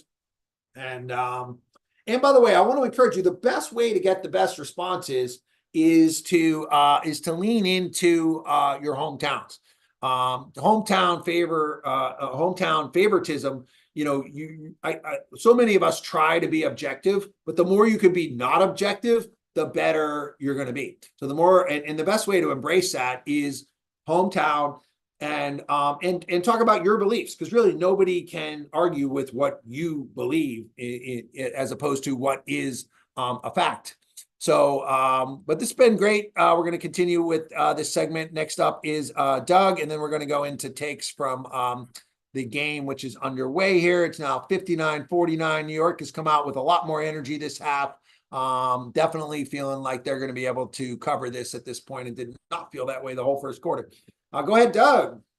I actually did my 1 minute take. I wanted to talk about the game that we're watching, the Warriors and the Knicks. I wanted to talk a little bit about Got it. Oh, let's just pause there because I want to make sure everyone got their 1 minute take in. Alex, if you could put your hand down.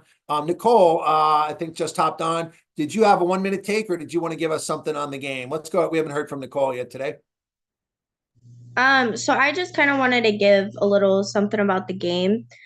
So before the game started, I was rooting for the Knicks just because, you know, they have 35 wins and only 24 losses versus the Warriors have about 30 wins and 27 losses. And plus the Knicks are playing with home court advantage. So when I first hopped in, I thought, you know, the Knicks were going to win, but now it's looking like it's not going to happen. But you never know. They could always come back too. So tonight I'm like rooting for the Knicks and hoping that they win. Rooting for New York. All right, I'm along with you. Who's your home team? Well, I am originally from Texas, but I live in Missouri, so it would have to be Kansas City Chiefs. Kansas City Chiefs. We just had some good input on that there. So we're glad to have you. Always better to stay inside, especially at night when you live in Kansas City. It seems like the way you guys are shooting each other down there. We're excited to have you here. Let's see. I just want to make sure we heard from everyone here tonight. I really pride myself on noticing everyone. I watch you guys too, as I'm saying stuff, as other people are saying stuff. I love when you're smiling, when you're nodding, when you're having fun, and just being all out in here. I would love to hear from Nico. If you have anything to add, if you want to give us a take, or just tell us what you like best about being here tonight, because I don't think we've heard from you. I gave my take. I was the one who said that the Eagles are cooked, which I still believe. I put a sweater on though, so I'm for the Chicago Bears. You changed your shirt. Okay. Yeah. Is that a Philly? I'm in Philly Dallas, green? but it's like, what's that? Is that a Philly shirt? No, it's just freezing here in Dallas. It's like 50 degrees. I guess that's not okay, freezing, okay. but I lost all the coldness. No Eagles are problem. I cooked. saw the green and I'm like, I think we got an Eagles fan we haven't heard from here yet tonight. Okay, awesome. All right, so let's start talking about this game. And then what we're going to do, actually, let me cue up this next segment that we are going to do here while we're talking about the game. I'm going to put, we are going to do next a mock NFL draft. I've already made some trades for us. I've already done this trade that I said Chicago could do. They probably won't, but I thought it'd be fun, where they trade down from 2 to 1. And I had my Patriots trade down from 3 to 8. We won't do any more trades. It'll be too complicated. I really shouldn't have done any trades. That's just complicating things. So we are going to do a mock NFL draft.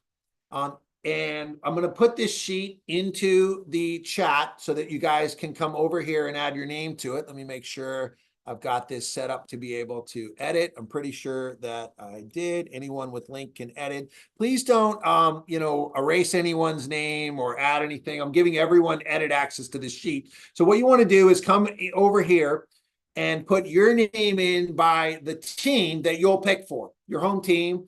Or if somebody's already taken your home team, a team that you know something about, right? We can't have two people pick, actually, if two people want to go for Kansas City, if we have two KC fans here, you guys can come down here to this and do, something like this, right? You can do, Greg/Rose, and you guys would have to talk it over and decide then.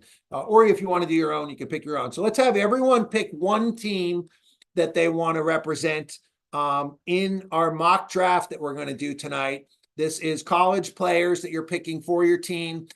This will be fun. This is part of the audition. Don't feel like you have to do this if you're not up on college players at all. By the way, it's really easy to just pull up like the mock draft board here. This is literally, I don't follow this at all. I just pulled this up and I'm like, okay, let me see what this site's saying and what this site's saying. And between these two, I can come up with something intelligent to say, right? So, and I'll bring these on the screen when we're doing this, but we're going to do this. I thought it'd be fun to have each of us represent one franchise tonight.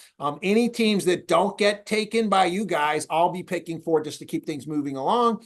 And everyone will get one team in the draft tonight. Is this going to be in the YouTube chat or the Zoom chat? I just put it in the Zoom chat, the Google Sheet. So, but I do want to get your takes. Those of you that had takes on our game, that's really important because a lot of our YouTube watchers are here for the game. We've been entertaining them at halftime with our banter, but the game's in the third quarter now. And so I do want to get your takes on what is going on in the game. So I think it was Doug and then Andrew. Go ahead. Doug, did you have something on the game? Real quick before Doug goes, you cannot comment or change anything on that sheet yet. You've got comments on not editing. Okay. Yeah. Let good. me fix that sheet. Thanks for letting me know. Thanks for not putting the Patriots at 1 too, Greg. Appreciate that. Go. I know you. Yeah, I don't want any of those guys. Notice I traded down. I don't even want Marvin Harrison. I don't want any of those. I'm all about trading down, getting draft picks. That's how you rebuild. New England needs to rebuild. All right. So now it should be editable. Thanks for letting me know about that. Doug, did you have a take on our game? Yeah, I just wanted to say a little bit about what I was seeing in the first half. Hopefully Cameron can back me up on this. Watching his Warriors team, they're just giving a lot more effort tonight. And I know that sounds like a little bit of a cheap cop-out, but when you watch them under the basket and the rebounding battles right now, even though it's close, the the Warriors are just trying much harder. They're gravitating towards the ball more. And not only that, they're working better on offense in the paint. They're having an average shooting night, not bad, but not great. They're around 35% last time I checked. And they're getting a lot of their points in the paint, notably Kuminga, who has 18 right now. So they're showing a lot of problems with the New York front court, especially their front court depth with no Julius Randle and no Mitchell Robinson right now. Isaiah Hartenstein and Precious Achiuwa are doing okay, not great. And Jericho Sims is literally doing nothing but running suicides up and down the court right now. He's doing He has 4 absolutely nothing points. else. He has his average in the first half, you know. Well, yeah, that's 2, so he should get that in a shot. Yeah, but I love your observations of this. I'll be honest, I haven't had as much time to keep an eye on it. Although since the third quarter started, I was watching the second quarter a lot because we were having so much fun here. So Golden State's tough to beat. If they're making the hustle plays like Doug's pointing out, they've got the shooters, they've got the talent to surround them. If they're also making the hustle plays, you're not going to beat them. That's the only way this New York team can win, is if they start making the hustle plays. And it's interesting, Golden State's on a road trip here, right? Usually when a West Coast team comes to the East, there's some fatigue in that. Like, that was all factored into me thinking New York's at home and gonna be able to win this outright, and I'm getting 4.5 points. So that's impressive by Golden State, what they've done so far. They still got a whole half to go, though. Andrew, what are you seeing in this game? My take was kind of following up on what Levi was talking about in his minute-long segment. I think that the lineup that the Warriors had out there in the second quarter with Curry, Pods, Klay Thompson, Chris Paul, and then Moody, man, I understand that Anthony Davis can cause some nightmare matchups. Goodness gracious, that speed and the way that they space the floor and the way that they move around the floor, I'm not sure who has anybody defensively that's going to be able to keep up with those guys. And we've heard Cam talk about them all night, all the last 2 weeks. The defense has been pretty good tonight again. Oh, I don't think they're going to be able to ride that lineup in most games, though, without any bigs out there. They'll get destroyed on the other end, right? If they don't. The Knicks just don't have anybody else to put in there. Curry, I don't expect to see Curry on the court at all with Chris Paul. It was interesting and fun to see all 3 of them out there. That's kind of must-see TV. But as we go, I think Paul will only play when Curry comes out. They really need to manage his minutes because he always gets hurt in the playoffs, right? This is the perfect situation for him where he doesn't need to be playing. So they're back from the timeout now. It's Golden State up 14 with the ball. They're about to run a backdoor alley-oop here. The Knicks saw that coming and still gave up a deep 3 to Curry. Oh, my gosh. You can't beat shooting. All right, Will, what are you seeing in this game? Yeah, I can't type anything. So first of all, can you put Bowers to Chargers in my pick? We're not starting the picks yet, by the way. We're just okay. picking what team we want at this point. Okay, well, sorry if I didn't make that clear there, by the way. Sorry. We're just putting everyone should be able to edit. You see, just click it again, Will. All you got to do is go into the link one more time, X out and open it back up. Try again. All right. So at this point, let's just fill out what team you're going to be picking for. We're not actually going to make any picks yet. We want to be on screen and talking about that and focusing in as we're doing that. That's okay. I didn't make those directions real clear, but let's try to get everyone here who wants a team to have a team. We've got 17 of us here. I'm hoping everyone can take a team and can represent their team here. If you don't want to, that's okay. If you're just here to talk basketball, that's okay. But last call for everyone to get one team here. Well, once we finish this segment, if we don't fill this out more, I'm going to have people come back around and take a second team. All right, let's go. Cruiser. What are you seeing in this game here, Cruiser? You're on mute. You're on mute, Cruiser.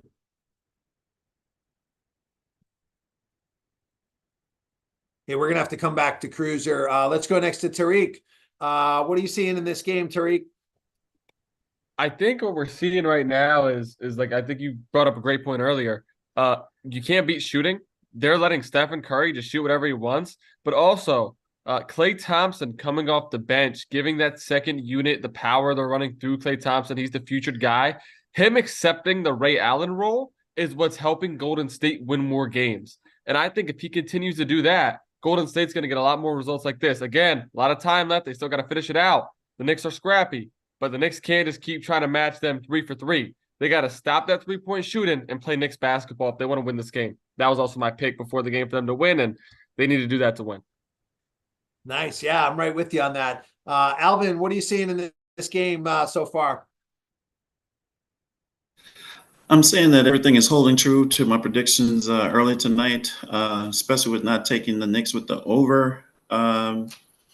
If you're a sports bettor, and also they're blitzing Jalen, they're blitzing Jalen tonight, so because he's the only one out there that the Warriors can focus on, and he's trying to get these shots off, or he has to make the pass because they're blitzing him all night. Yeah, I mean he's really their only weapon they got out there. It's tough to win with one guy, as we're seeing here. Cameron, what are you seeing in this game? Yeah, so this third quarter, so the Warriors are a third quarter team. We know that. They're starting off this third quarter, opening up a sizable lead. This is the same exact lineup they used to start the game in the first quarter when they opened up the 14-0 run in the beginning of the game. And I just wanted to point out that this is the new era of the NBA, and the Warriors really kind of started this whole small ball lineup. That's why the NBA is at an all-time high in offensive scoring and offensive rating. These guys are just putting shooters out there, spreading the floor out. The floor is more open than it's ever been, and the Warriors are a bread and butter team of that. And I'm real excited of this new deadline. And like I said, to close out this game, I'm curious if he's going to go to Klay Thompson and CP3, who are proven stars in this league, right? They're proven. They know they can go out there what they're capable of. But is he going to stick with these young guys who keep opening up the lead for him too? Pods is an incredible player. Moody is great. And Kuminga, I believe he's going to be the player that a lot of people thought Wiggins would be coming into the NBA. He has proven his superstar abilities these past couple of weeks, actually past month. That's why the Warriors haven't just been winning games. They've honestly been mopping teams off the floor this past month, winning by big leads. So, whoever said the Warriors are going to miss the playoffs, man, they aren't going to miss the playoffs. I really believe they're going to get chased for that 4 or 5 seed range because home court advantage is also important in the playoffs. And let's not forget the Warriors got some of the best fans. Big facts, Cam. Third quarter team, they're losing the third quarter, Cameron. Oh my! Just God. an observation. So I'm a few minutes behind on the bench right now. So this is New York's time to make a run here. They got it down now with Curry on the bench to 6. It's my point exactly too. With that death lineup, they started off the third quarter. They were opening up a big lead again. As soon as they started diving into their bench and Curry sits, and that's the big reason why they brought. A lot of people don't like the reason that the Warriors brought CP3 in. Well, the reason is we had to get rid of Jordan Poole. Jordan Poole is not a good player, and he's been proving that with the Wizards this season. And we brought in CP3 for the turnovers. Last year, the Warriors were one of the highest rated turnover teams in the league. Ever since we brought CP3 in, it's completely flipped. He is there to lead that second unit and help unlock these young players. Yeah, I agree with you that you had to get whatever you could for Poole and basically give him away. CP3, I don't see being a good fit, but you had to get rid of Poole. Drew, what are you seeing in this game? My take's pretty simple. If you bet against Stephen Curry, he's probably going to make you pay. I said at the beginning he would have a down night. I think he probably heard my take and said, Drew, this is for you. And he has 11 assists along with being on fire. He doesn't get double-digit assists very much anymore. But he's proven me wrong. That's all I have to say. Yeah, I think we watched his last game. He was playing Denver, and he had maybe 2 or 3 assists. So for him to have this many assists already and rebounds, he's really playing well tonight. Let's go next to Tyler. What are you seeing in this game so far, Tyler? Overall, I mean, they had a little run right here, but overall, like you said, everything is really centered in on Brunson. And what I'm really seeing is there's not a lot of penetration when getting into the paint right now. They're just relying on these deep threes. I think I've seen Josh Hart take like 6 threes. That's totally not his game. I've always been a little critical of Tom Thibodeau because he's a great defensive coach in my mind. Obviously, I think he was the defensive coach when the Celtics won it. But I just think offensively he's very limited, and I think it showed last year in the playoffs against Spoelstra specifically. Yeah, he needs an offensive coordinator. Maybe he can hire Eric Bieniemy or somebody to design some plays for them. You know, they went inside about 3 possessions here, and I literally saw the Warriors like snatch the ball out of those guys' hands. That's the problem with these guys they have inside, like Sims and Achua. They're just not good. And literally, they're grabbing the ball out of their hands. It seems like they have no alternative but to hit threes. At least Brunson is heating up, right? He was shooting horrible in the first half. Now he's 9 for 20 with 22 points. Nicole, what are you getting out of this game? So I mean, I see where they're coming from trying to make these 3-point throws, but it's like if they just need to give the ball to Dante a bunch. I can't pronounce his last name, but if they give the ball to him because he's got the best shooting average out of all the other players as far as the 3-point throws go, then I feel like they could catch up because I do see where they're coming from with wanting to do the 3 points because they are falling behind right now. So if they can, that's like going to be the easiest way for them to catch up. If they can just get that down, then I feel like they can easily come back for the game and win the rest of this. Dante is been hot since Randall went out. Hey, I don't have my audio on. What's happening with Draymond Green there? It looks like Steve Kerr and him are like yelling at each other about Is something. he suspended again? No, but what did anybody catch what just happened in that exchange there? I gotta get the captions on here so I can see. No. Draymond will always bring that passion with him every single game. That's just part of that's Yeah, he's passion. He's one of those passion. players. If he's on your team, you love him. If he's not, you hate him. You know, he's the very epitome true. of Very that true. player. All right, Cruiser, what are you seeing in this game? I'm seeing Kuminga being the X factor of the game, and I didn't expect him to have the game that he's having right now, and that Chris Paul with leading this bench unit. I think if he could stay above around the 25 minutes coming off the bench leading the second unit, I really like that for the Warriors, just in general moving forward. And what Chris Paul brings to the second unit is somewhat reminds me of what Iguodala was bringing to the second unit when they was having their championship runs because he's able to control the pacing at a much more smoother rate. And that's what they're doing here tonight, just controlling the pacing, start to finish. That's why they had the run that they're having. I do wonder down the road if the game gets close to what's the lineup they're going to run with it if it's in 8 within the last 3 minutes of the game. So, but other than that, it's just Golden State and the Knicks. When the Knicks have like star players like Steph Curry, LeBron, that caliber, it's like the away team is almost the whole home team. It feels like. Yeah, I mean, Kuminga's got we got a Chris Paul, Spike Lee, Chris Paul moment here. Man, I wish I could hear what they were saying. This looked like we're having some New York fun here. Josh Hart, meanwhile, is at the line. He just before this possession jacked up a 3 in the corner. Terrible shot for him. He's not a 3-point shooter like that, as someone else just alluded to. But at least he got the call. I don't even know for sure if there was a foul on that. He just throwing him up there. All right. We're going to go to Andrew and then Tariq for last shares in this segment. What are you seeing in this game, Andrew? First of all, the Draymond Green, Steve Kerr thing was nothing. They were just talking game, talking defensive rotations. I just wanted to call out my guy, Alvin. Alvin said that everything that he was predicting was coming true. He was the guy that came on here and said 30.5 under for Jalen Brunson. I took that bet, and now I'm sweating it out. He's at 22. I also have the Bucks minus 11.5, and the Hornets are making it close in crunch time. I'm now not covering the hook there. So, fun stuff, though, in New York. That was definitely good stuff with Chris Paul and Spike Lee, but Draymond Green and Steve Kerr are all good.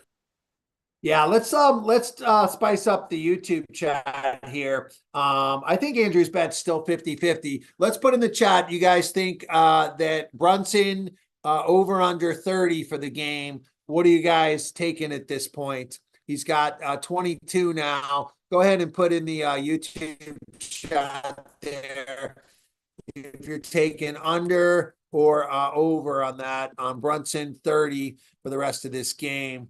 I'm seeing Will put in under so far. I put mine in as under. Let's hear from everybody. Again, we got to get everybody in the YouTube chat. We've got 12 here on 14 now that are watching.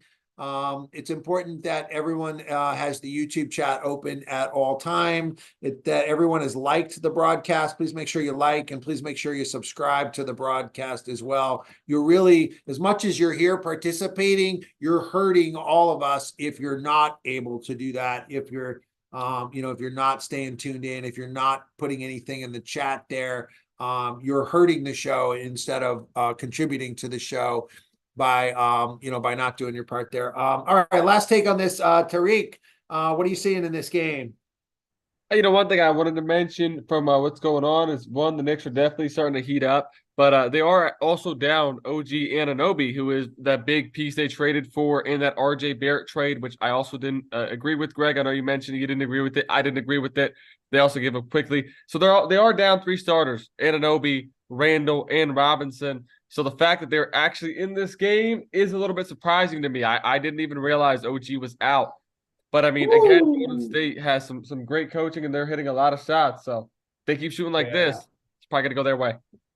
Nice layup there to end the quarter, 80-70. We are heading into the fourth quarter. It's within striking range. This is worth watching. My dad is 83 now, and we've watched a lot of sports over the last 50 years that I've been watching. And he has a thing he's been saying these last 30 years. Hey, I'm only going to watch the last 2 minutes. That's all it ever comes down to. It always comes down to that. And if it doesn't, it's not worth watching. And I think he's exactly right with this game. But I'm enjoying every minute of this, getting to watch it with you guys. If I was just sitting home tonight, that's what I'd be doing, watching the game. I'd be just kind of probably scrolling on Instagram or something while I'm watching the game. This is much more fun, and that's what we're looking to do.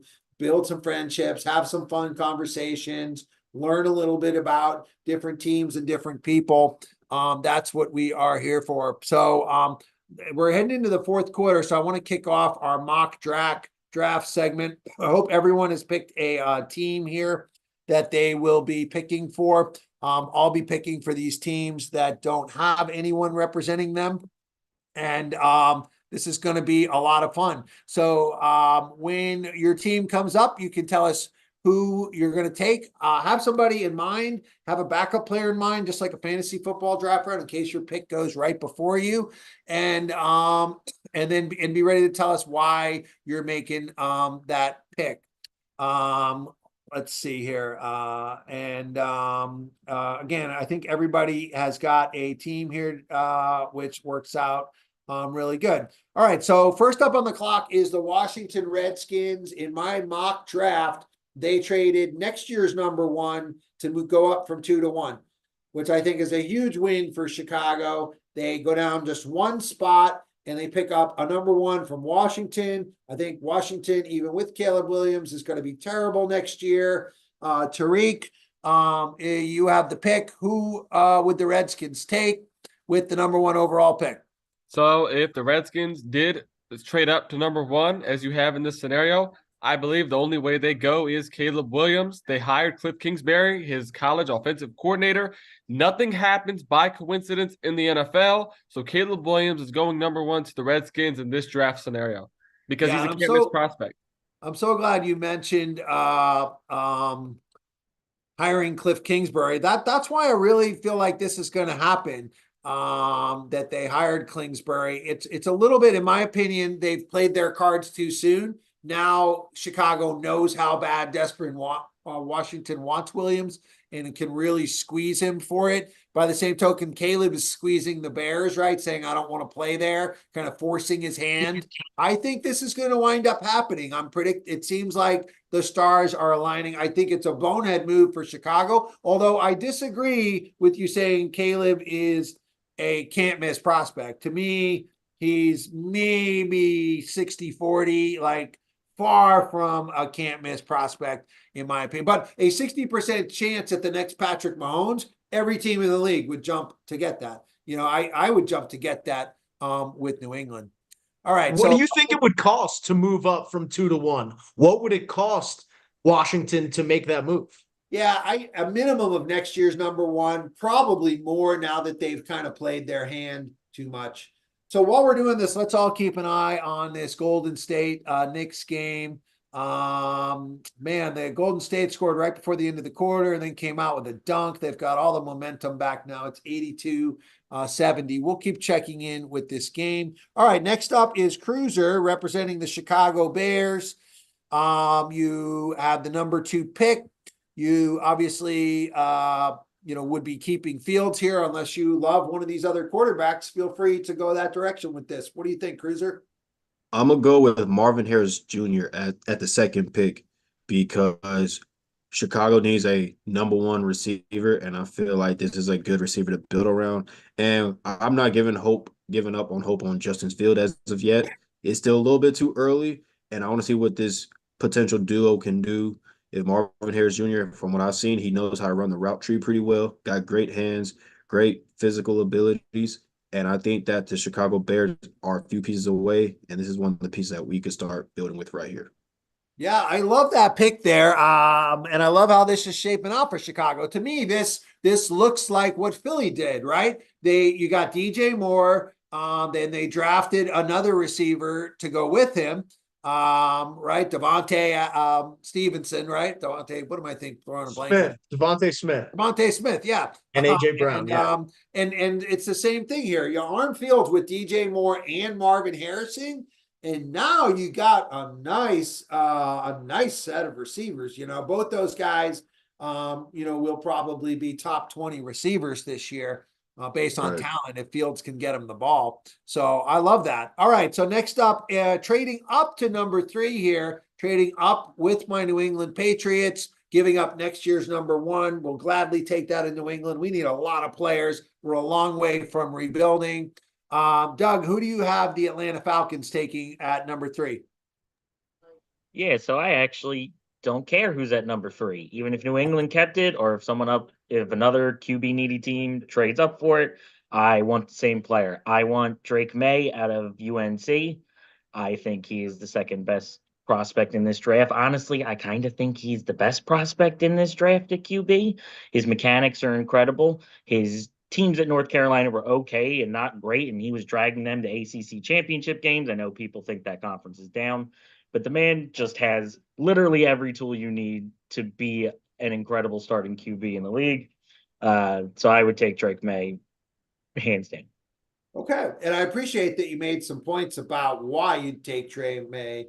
But it sounded like your points were about intangibles, about combine type stuff. No, it's about his throwing mechanics. His throwing mechanics are the best of any QB in the draft coming up.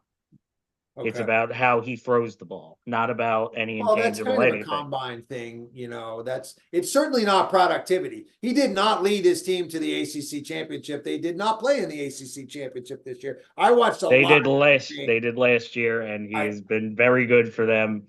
I watched a lot of Drake May this year. To me, he dramatically underperformed and is worse than the last quarterback to come out of North Carolina. He lost to NC State. Not even a little bit. He lost to NC State his junior year and his senior year. He almost lost to Alcorn State. He's not a leader. That team did not. Oh, that's nonsense. Well that's absolute nonsense that he's not a leader. Where do you even get that? He has no wins against Clemson. He's UNC. He's at UNC. UNC is not a good team. The fact that they're as good as they are with him shows how good he is. And a lot of what you're saying has nothing to do with him. It has to do with the team around him and the winning. Look at his productivity. His productivity is incredible. If the only productivity you're looking at is the win-loss column, first off, he's a winning player. Second off, The productivity is his yards and his touchdowns and his touchdown to interception ratio and his completion percentage across different areas of the field.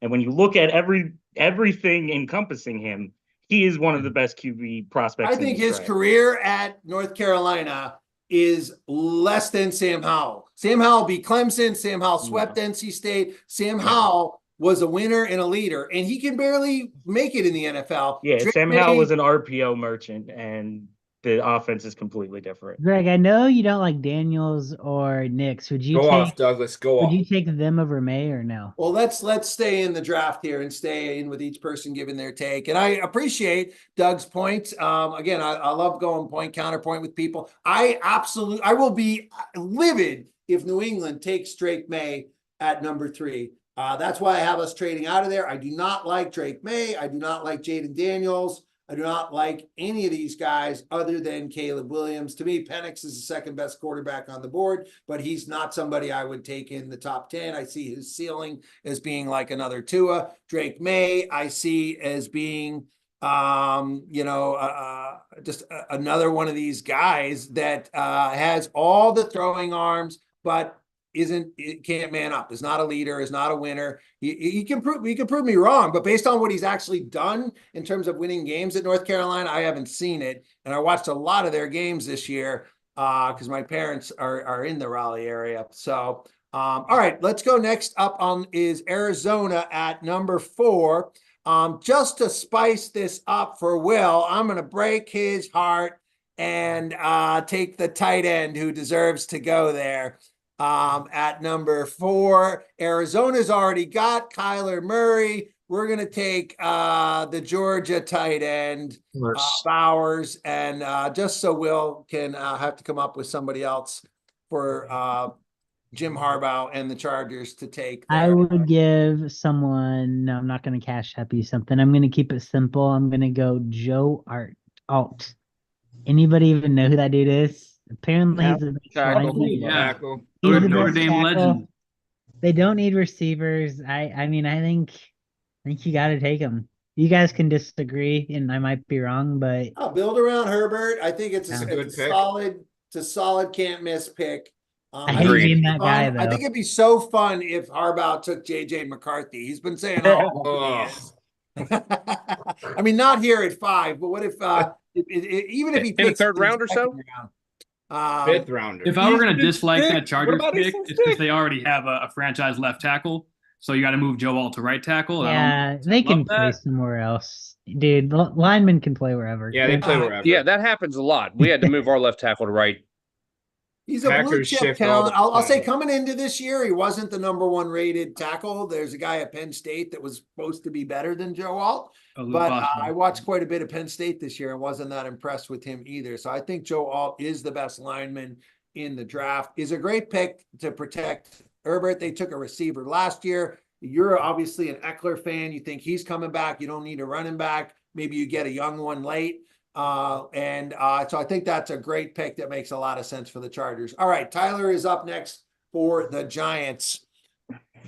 Okay, contrary to the belief that the Giants should be selecting a quarterback, with the remaining people I see here, I'm not taking a quarterback at this point. I think there needs to be way more just roster reconstruction in a full entirety. It's you're not going to bring in one of these rookie quarterbacks and they're automatically going to be better. I think it has to be a full rebuild of the roster, rebuild the spots this draft, then look for a quarterback in the future if Daniel Jones doesn't work out. In the meantime, I'm taking Malik Neighbors out of LSU. Absolutely can't miss prospect.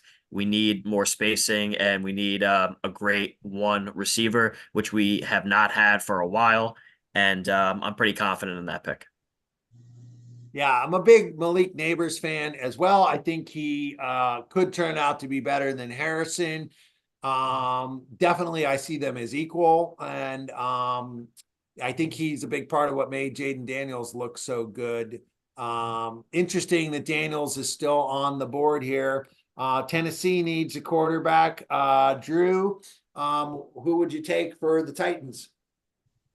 I think this draft is set up well for the Titans. We really need an offensive tackle and a receiver. Our coach Brian Callahan says he values the elite touchdown scores. So we're going to go with Rome Odunze, wide receiver. His comp is Jamar Chase, who comes from the Bengals, where our coach Brian Callahan comes from. So I think he really values him, and we need a top speed receiver to go with an older, slower Hopkins. Got it. All right. Rome Odunze, projected to go very high. People that are big fans of Michael Penix, I think, might be underrating how good Odunze is at getting open, and a solid pick there. I'll be honest, as New England, we obviously need a receiver, and I was hoping that Odunze or Neighbors would fall to me. I ranked those guys right up there with Harrison, and figured we could get one of them with Jaden Daniels going somewhere in there. Interesting to see Jaden Daniels slide here. Likely there'll be someone that is in love with Daniels at this point. And so I'm going to trade New England down and just get Daniels off the board just to make this interesting with us. Let's have New Orleans move up, take Jaden Daniels. And this puts Chicago on the board for their second pick. Go ahead, Nico. If I'm Ryan Poles and I'm the Chicago Bears at the 9th pick, I don't want the second best of anything. I don't want the second best left tackle. I don't want the second best tight end. It seems a bit early for what I consider the best defensive prospect in the draft, Dallas Turner, to go off the board. I'd consider it a trade down, but in this scenario, we'll just keep stick and pick, and we'll take Dallas Turner at 9. Dallas Turner. All right. I think he's solid value at that point. Can you trade with the Browns and get Daniels, Greg? Let's get the Browns at 8. Don't ask me how. Cleveland would have a long way to go. I don't even think you guys have a number 1 to trade, right? Wait, Greg, can we offer you a trade? Can I move up as Green Bay? You want picks, right? I'll give you a second and 2/3 if we can swap picks here. You can go to 25. From 14? New England's at 14. Yeah, I know. You can go to 25 if you want. I'll give you some picks in the 2nd and 3rd round. The Packers got 3 of them. They got the Jets' 2nd round pick, which is high. All right, we're still at 10 though, right? Well, let me see who's on the board when it comes up to us. Okay. But I'm seriously considering that. Like, so far, this is looking like a great year for us to stockpile picks, right? We already got, let's suppose we got the Saints number 1 next year. I don't know, I'm just going to keep it simple, right? We already traded down once with Atlanta and got their number 1 next year. The Saints number 1 next year. We're going to suck again this year and probably keep trading down, getting picks, and suck, get a high pick next year. Unfortunately, it looks like there's no good quarterbacks coming out next year, although maybe Chris Ewert can develop. But up next is the Jets. The Jets could use a young quarterback. I think it's a little high for them to take a quarterback here. I'm a big fan of Jared Verse. I'm going to take Jared Verse. To me, this guy was top 5 pick, probably the number 1 defensive player coming into this season. I don't feel he did anything to turn away from that. Turner and Verse, I have both of them ranked really high. I obviously hate the Jets, being a New England fan, and like that pick for them. All right, so up next, Will, did you take 2 teams, or is this another one? Oh, my bad. Well, since you're there, you can draft for Minnesota next. Give me JJ. I was a Buckeye fan. I did not like that guy. I think he's actually going to be an NFL quarterback. JJ McCarthy going JJ. Bo Nix or Penix. All right. I would. I mean, Penix is a better player, but I think JJ is going to go before him. All right. Well, you gotta go by what the team needs and it's going to fit. You know, they're probably going to re-sign Cousins, but he's getting old, so I could see them making a quarterback pick there. All right. Penix didn't do himself any favors in that final game, and his draft stock has tanked since the Michigan game. I hate that argument. Though. He didn't do himself any favors in that game. Not going to get into it. He played hurt the whole championship. I hope Minnesota takes McCarthy. He played hurt. He played hurt the whole championship. He's terrible. He also played lefty, but whatever that's about.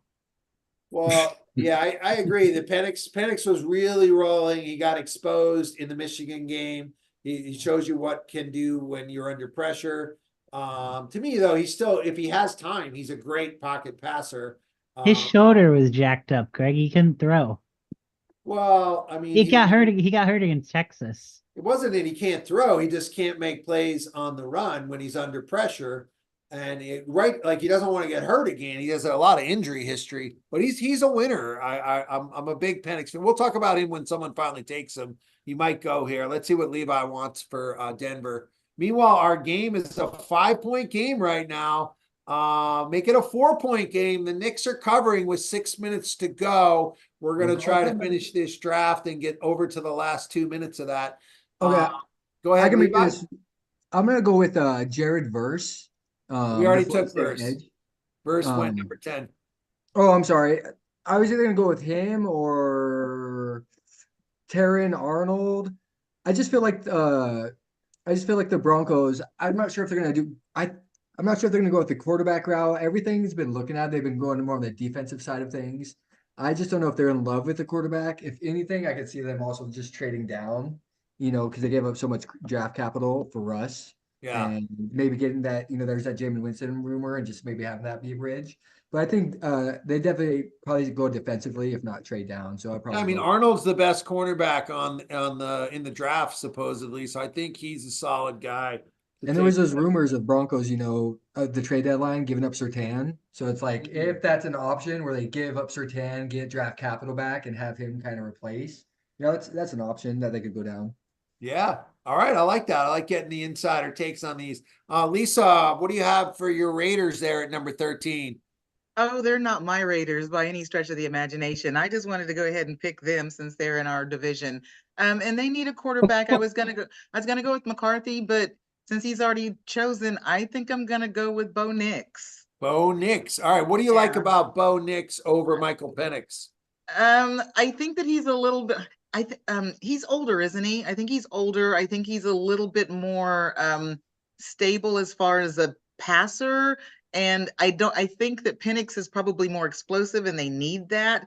But I also think they might be afraid to pull the trigger. So they probably want to go with somebody a little safer. Yeah, Bo Nix fans will point that he's bigger, he's more durable, he's more mobile. He lost both his games to Penix head-to-head this year. But it's a total team effort. And so I could totally see that pick there. All right, so I'm going to take the Packers deal here. What do you want to give me, 2s and 3s? So you'll get the Packers. Well, I'll ask, comes down to this. You get the Jets number 2 or the Packers number 2. The Jets number 2 is going to be like the 39th pick. Yeah. So all right, the Jets number 2. Well, then I'm giving you a 4th rounder then if you're taking the Jets number 2. Oh, you guys don't have a 1? I thought you were giving me a 1 and that. Yeah, I'm giving you the 25th pick. Okay, so the 25th. Yeah, push him a little bit, man. Push Alex him. is a trade meister. I like it. Push Alex a little bit. That's too easy. Green Bay and New England are very similar. Green Bay likes to stockpile picks too, but they don't need to now. So with this pick, and you're accepting the trade, I'm assuming then, yes. We're official, yeah. Greg? Okay. Yeah, go ahead. With this pick, I'm taking the Penn State left tackle. I cannot pronounce his name. I've been trying to for the last 6 months, but yeah, Fashanu, yes. And I think he is the best lineman in the draft. And I know the Packers love him too, but he's probably not going to fall unless they trade up, obviously, to 25. With Bakhtiari gone, he immediately replaces him. And that's really all there is to it. It's just a deal that you have to take as the Packers if that's ever offered. Yeah. Yeah. Okay. So Fashanu, I think he's a great fit for Green Bay. Bill, right? You got Jordan Love, you got a lot of talent. You need an O-line, continues to build on that. Fashanu all year was ranked top 3 or 4. I watched quite a bit of Penn State. My dad went there. We actually went out to a game this year up in Happy Valley. Was not impressed with his run blocking. I really didn't see what all the hype was, but he's been a steady force and started for Penn State. So I think he's a solid pick there, maybe more of a pass blocker, but that fits for you guys. All right. So up next is Indy, Seattle, Jacksonville. We're going to quickly fill in these picks here, just so that we can get to what we get through this before we get down to the last 2 minutes. Golden State's back up 9 now with 4 minutes to go. Let's put these 4 guys here. That didn't work out exactly the way I had hoped with a copy and paste. We're gonna have to do them one at a time, but be ready to go. Jeremiah will be on the clock here. We're gonna take Latu is this edge rusher. For Indy, we're gonna take Seattle. Makes sense for them to take a West Coast guy here. I'm not really looking too into these. I don't know these teams that well. Jacksonville, we'll give them let's give them an O-lineman to help out over there. Where are the running backs? There's no running backs projected Third round is where they first are. rounders, but that usually comes surprise. Usually somebody trades into the first round and gets those. Jeremiah, what are you looking for your Bengals? Well, you just took both the ones I had ready to go. So, next tackle, I guess, would be Patrick Paul out of Houston. I really wanted Fuaga there. I think he's the second best tackle coming into the league this year. What about Never this surrendered guy a out of sack in college. Washington? Who's the one you want? No, let me see. I just had this guy's name here. Patrick Paul out of Houston. Patrick Paul. All right, I'm trying. He'll probably be around 40. Yeah, he's great at a first round tackle. Patrick Paul, O tackle. Okay, nice. Yeah, definitely that's a need there. You got to protect Burrow. The Rams are up next. I'm going to take Penix for them. They need somebody to come in behind Stafford. This leaves, hopefully we just broke the Steelers' heart. What are you looking for the Steelers, Nico? Since the Steelers would have been really interested in trading for Justin Fields, looks like Chicago will invest in him. They are so happy that Cincinnati is mismanaged by the general managers and the ownership. They're going to pick Amarius Mims, left tackle or right tackle, him and Broderick Jones, running mates at Georgia.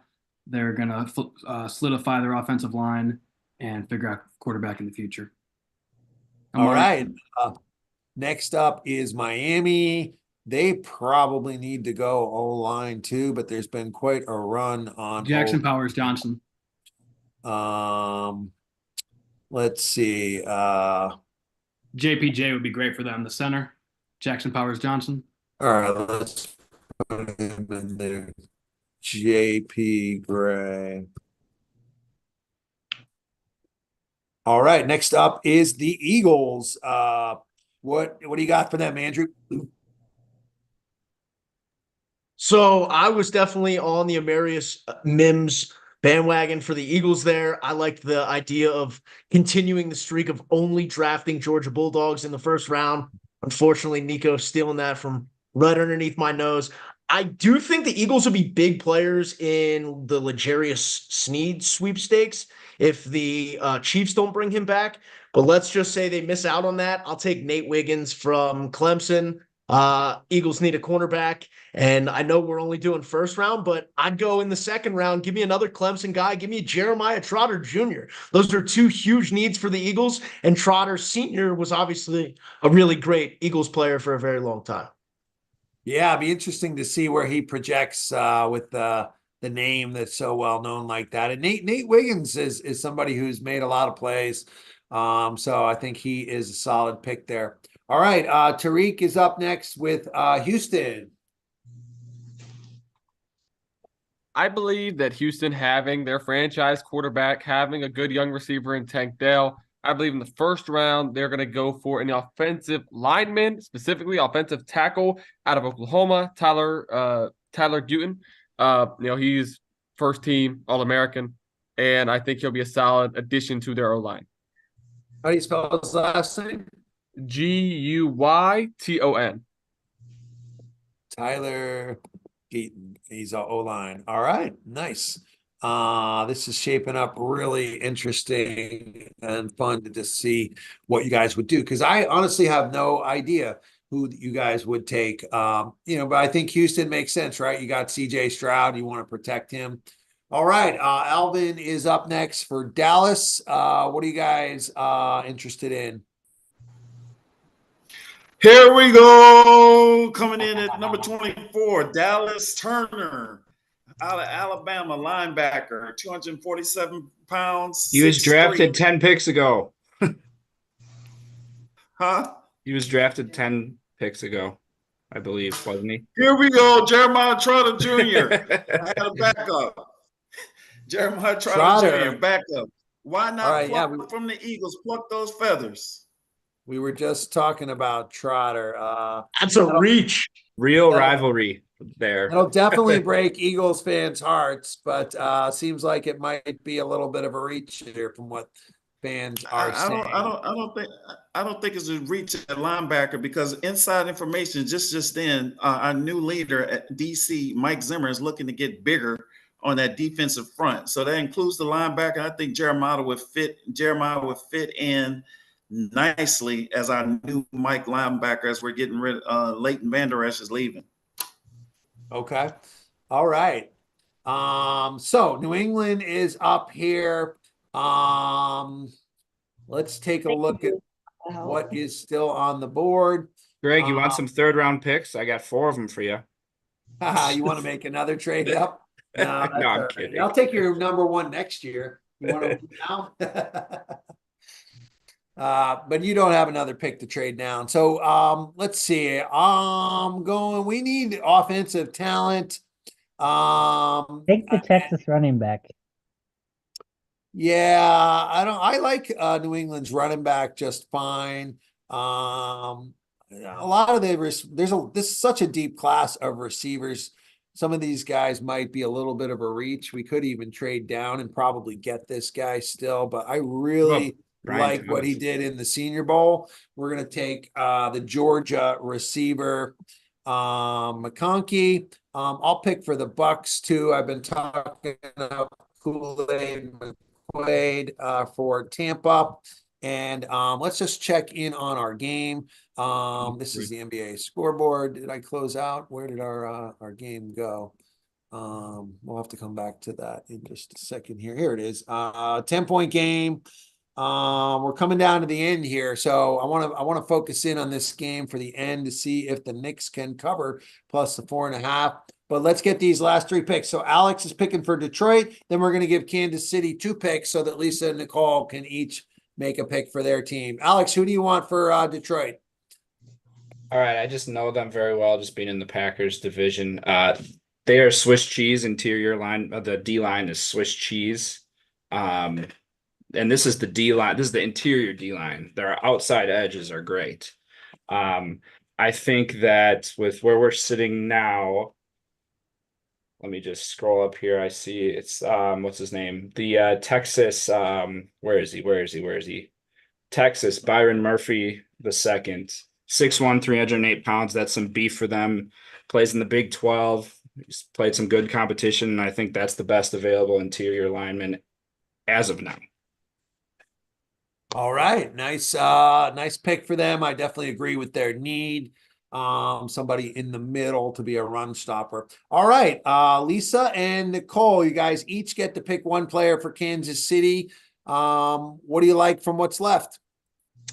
Can we first give KC a shout out for winning the Super Bowl this year? Like, how awesome is that?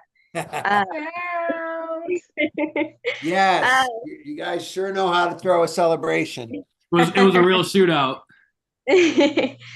So for my pick, I definitely would choose Rice just because he's shown up as a receiver this year, helped us win a lot of games. I mean, he has a 938 yards, I believe. We're picking for the draft, the college draft, of who you guys want for next year. Can they? So I can't choose Rice? No, they already have Rice, right? Oh, I don't know. I have to think of because that was my pick. He was a great pick last year, that's for sure. You guys probably could use another receiver there. Let's have Lisa help you out with this. Who is on your draft board, Lisa, for your KC? Well, I was going to go with Darius Robinson from Mizzou because I think we do need to shore up our defensive line. but nobody took. But then I was watching the combine, and this what was his name? Fisk guy. I mean, he looked really good. So I would probably choose him because Robinson looked really slow. But then I saw that nobody took Sweat from Texas. I mean, he was like what was the Big 12 defensive player of the year. So if nobody's going to take Devondre Sweat, I will take him at number 32. All right, sounds good. Yeah, Sweat probably would be gone. Let's just see what happens here. Our game, they're down to 30 seconds right now.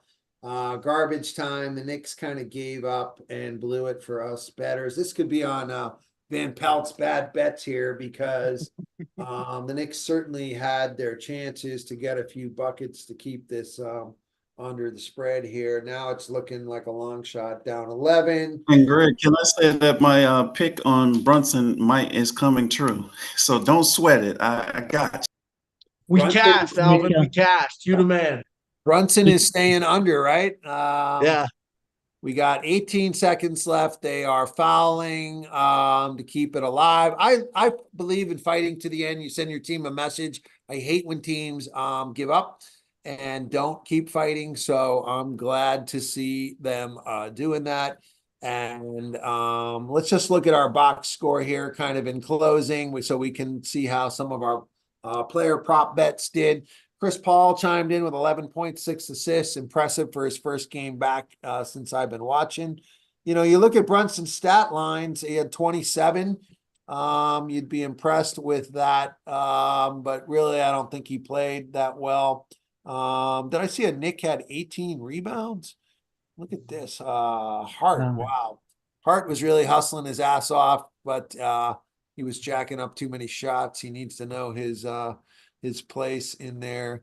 Did Nico have something to say? Nico's hand is up. I think he has something. Yeah. We're just letting the game finish out. So 110.99 is the final here. Golden State. I really thought the Knicks would come back. Yeah, we all thought they would at least cover. They were close right there with under a minute to go. But in the end, Golden State just had too much firepower. They couldn't, they came out so hot. The game was won in the first quarter there. They got off to that 12-0 lead. So coming up next is Miami and Denver. We normally wrap things up at 10 and we're almost 2:10. We're for sure not going to stay on for all of that game. I did promise to do some fantasy football. If anybody wants to stay on, we're going to do a little bit of fun fantasy football, really a warm up for tomorrow. Tomorrow night, we have our game of the night, which will be an NBA game. Let me pull up this calendar here and see what is on ESPN. Oh, it's my Celtics again. And they're against Luka and Dallas. So for all of you Luka fans, MVP fans for Luka, let's see what he can do against the best defense in the league. This is Tatum versus Luka. Should be an awesome game tomorrow night. So we'll be back on at 7, showcasing that game tomorrow night. Tomorrow night, what we're going to do, we're going to have a 12-team, 7-round fantasy football draft. We're going to be taking, I'll just show you just in case anybody wants to prepare. It's obviously just for fun, but quarterback, you can pick any position, but these are the positions we'll be playing, right? It's typical, online fantasy lineup here. So that's what we'll be doing tomorrow night as we watch the game. And I'm excited to see how that goes and have some fun starting to look at fantasy football. This will be my first time looking at anything. What I wanted to do tonight to kind of warm us up for that, because if you're like me, I haven't looked at fantasy football at all. Like that ended, my season ended before New Year, so I haven't looked at it at all. I haven't projected anything at all, but it's pretty easy to just pull up the ADP for one of these sites. I use Underdog, so I pulled up their ADP and to see where people are drafting, because people are already drafting on these various sites for next year, right? And this is a quick look at where people are drafting. Now, this is the public. This doesn't mean these people are right or know anything, but this is where people are getting picked. This is real data on the site as far as who's going where. So just to kind of get us warmed up to this for tomorrow night, I thought it would be fun tonight to do if you wind up tomorrow with pick 12, which means you'd have pick 12 and 13. And if it went as chalk, meaning all these players are gone, I'd be curious to know which two players you would take. So if you want to raise your hand and participate in this is kind of extra credit, fun fantasy football. There's no right or wrong in anything of this. What I'll ask is this, is if somebody picks two players, you cannot pick the same two players. You can pick one of those players, but not the same two players, just so we don't all wind up doing the exact same thing here on this take. So let's hear from the link. Well, we can see it on the screen, right? Oh yeah, that's true. So these 11 players are gone. Everything from 12 down is what's available. I can scroll up or down for you if you want to kind of see what the ADP is. I would encourage you to go based on what you think, not the ADP, because who knows, but we're just using this because this is what the public is doing right now. So this will be a fun warm-up just to kind of get us familiar, get us an idea of where other people are ranking people to prepare us for tomorrow night's mock draft. And then we'll probably be reevaluating doing one of these every week in our show going forward. We might make it a part of our Friday night segment. It'll be a fun thing to go. We also might run a little later tomorrow. I don't know how long it's going to take to do this draft. Depends on how long each person takes. All right, so Tariq had his hand up first. So if you were in this 12-13 spot, who would you be taking, Tariq? So I really like DJ Moore at 12. I think he's a great receiver. I think regardless of who's the QB there next year, he's going to have another great year. And then for 13, I'm going to pick a quarterback. I'm going to go Pat Mahomes. I think he's a guy who, if you let him, he's not going to fall to the third round. So you might as well scoop him up here because you're not drafted until the third round now if you have 12 and 13. Yeah. Yeah, I would say I got to get out another invite to that $1,000 fantasy football league of mine here. First of all, Mahomes, I had Mahomes. I got him in the 4th round of my league this past year because in any experienced league, we know that you generally don't take quarterbacks early. Mahomes was the biggest bust of the year in terms of fantasy last year, literally the biggest bust of the year. Like guys like Brock Purdy that sometimes weren't even getting drafted, outscored. I think I have the rankings up here for quarterbacks from last year. I just happened to be looking at this right before we did this. So look at this. Mahomes is behind Goff, behind Love. Not historically, he's been top 3 for the last 5 years, but this is how badly he performed last year. And again, my goal is to disagree with everyone's take here. I wouldn't take a quarterback at all there or Mahomes, but maybe I'll surprise you when I come around and I'll take a quarterback. And then the other player you liked, I already forgot. Who was the other one? DJ Moore. DJ Moore. I love DJ Moore. But to me, loving him, I loved him this past year. I was taking him a lot. And again, I drafted 92 teams this past year. I was taking a lot of DJ Moore in the 3rd round. And that paid off. And to me, I don't see it getting any better. It might depend if he's the only receiver there. It could get better. I still don't know that I'd be taking him that high, but you got to see what else is out there. I do love DJ Moore a lot. And of course, like I said, I haven't won a fantasy football league in 10 years. So, all right, Will, you're up next. Who would you take if you were in this 12-13 spot? Your two players. Yeah, you convinced me on Eckler. I'm going back 2 running backs. I'm going Taylor, and then I guess Kyron Williams. I really don't know much about him. I was thinking maybe Devon, but he's got a really good backup. I don't think Kyron's got a backup, does he? I want starters, so 2 solid number 1s. 2 running backs there. Okay, yeah, I think that's a good strategy, based on what's there. What do you like about Jonathan Taylor? I think he's one of the most talented backs in the league. I mean, I drafted him and he still helped me, I got him in the 3rd or 4th round, and he really helped me out a lot. Even though he didn't play the first few weeks, he turned it around. Yeah, this year he was drafted a lot lower because he was out the first 4 weeks. He played solid for them. I think he's a 1st round talent. In my opinion, he's what I love about Jonathan Taylor is 2 years ago, he was the number one player in the whole league. He was the consensus number one pick. He came back from that year. This is now going back 2 years ago. He was hurt, did not play well at all. I worry that there's some bad blood about him with with his contract. Here's my biggest concern with Taylor, and this is why he's going to be somebody to watch in the preseason, is the quarterback they drafted is a fantastic runner. And if he starts taking all the goal line carries, that's really going to cut into Well, Taylor's Zach Moss was touchdowns. taking him. Zach Moss took a lot of them, but where's I think Jacob? Zach Moss will be gone. Yeah, he'll be gone. Okay. So to me, Taylor is a first round talent, but I wouldn't take him. I would let somebody else take him, but I see him going in the first round because he's got such a good ceiling. As he could be the number one player in the whole league. Where do they have Josh Jacobs?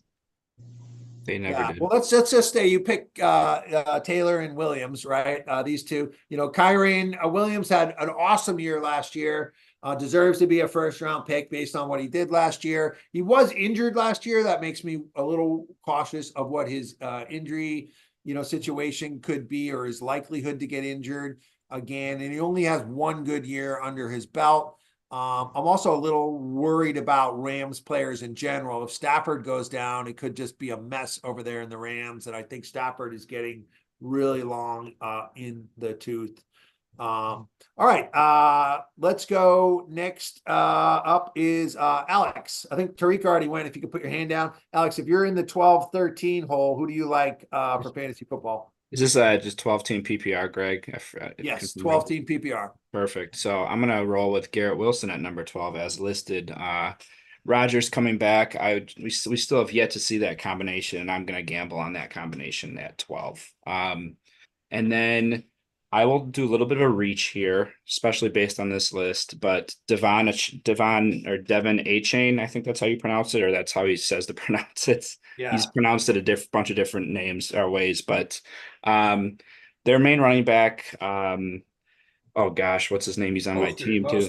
Mostert's he's 33 years old. He's getting old. I think they're going to really rely on him, and Achane will get some catches too out of the backfield. The guy's an absolute speed demon too. So I like speed on my fantasy team.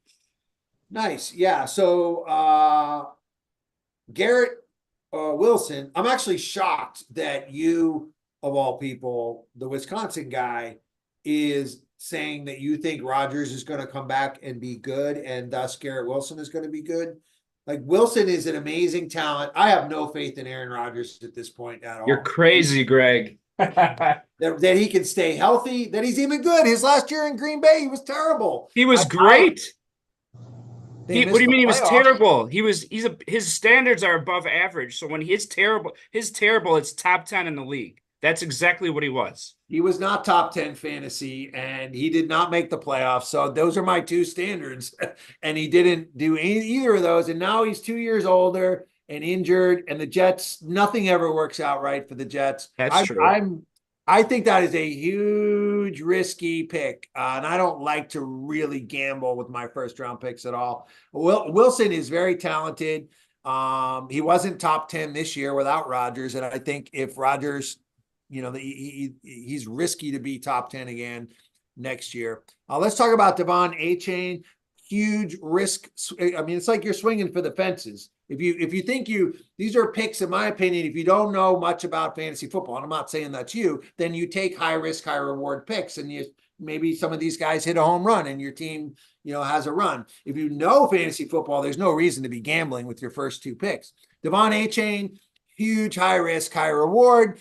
He was amazing when he played. He always got hurt. He's a little guy. Mostert is still there. If Mostert's gone, Achane becomes much more likely. But if Mostert's still there, and it's some sort of split situation, they also put in record-setting running numbers last year. I don't expect that to happen again. I do think Achane deserves to go in the first round. I don't think Wilson does. To me, he's a second round reach. I don't want either of those guys on my team, though. I think they both have way too much risk. I'm very risk averse.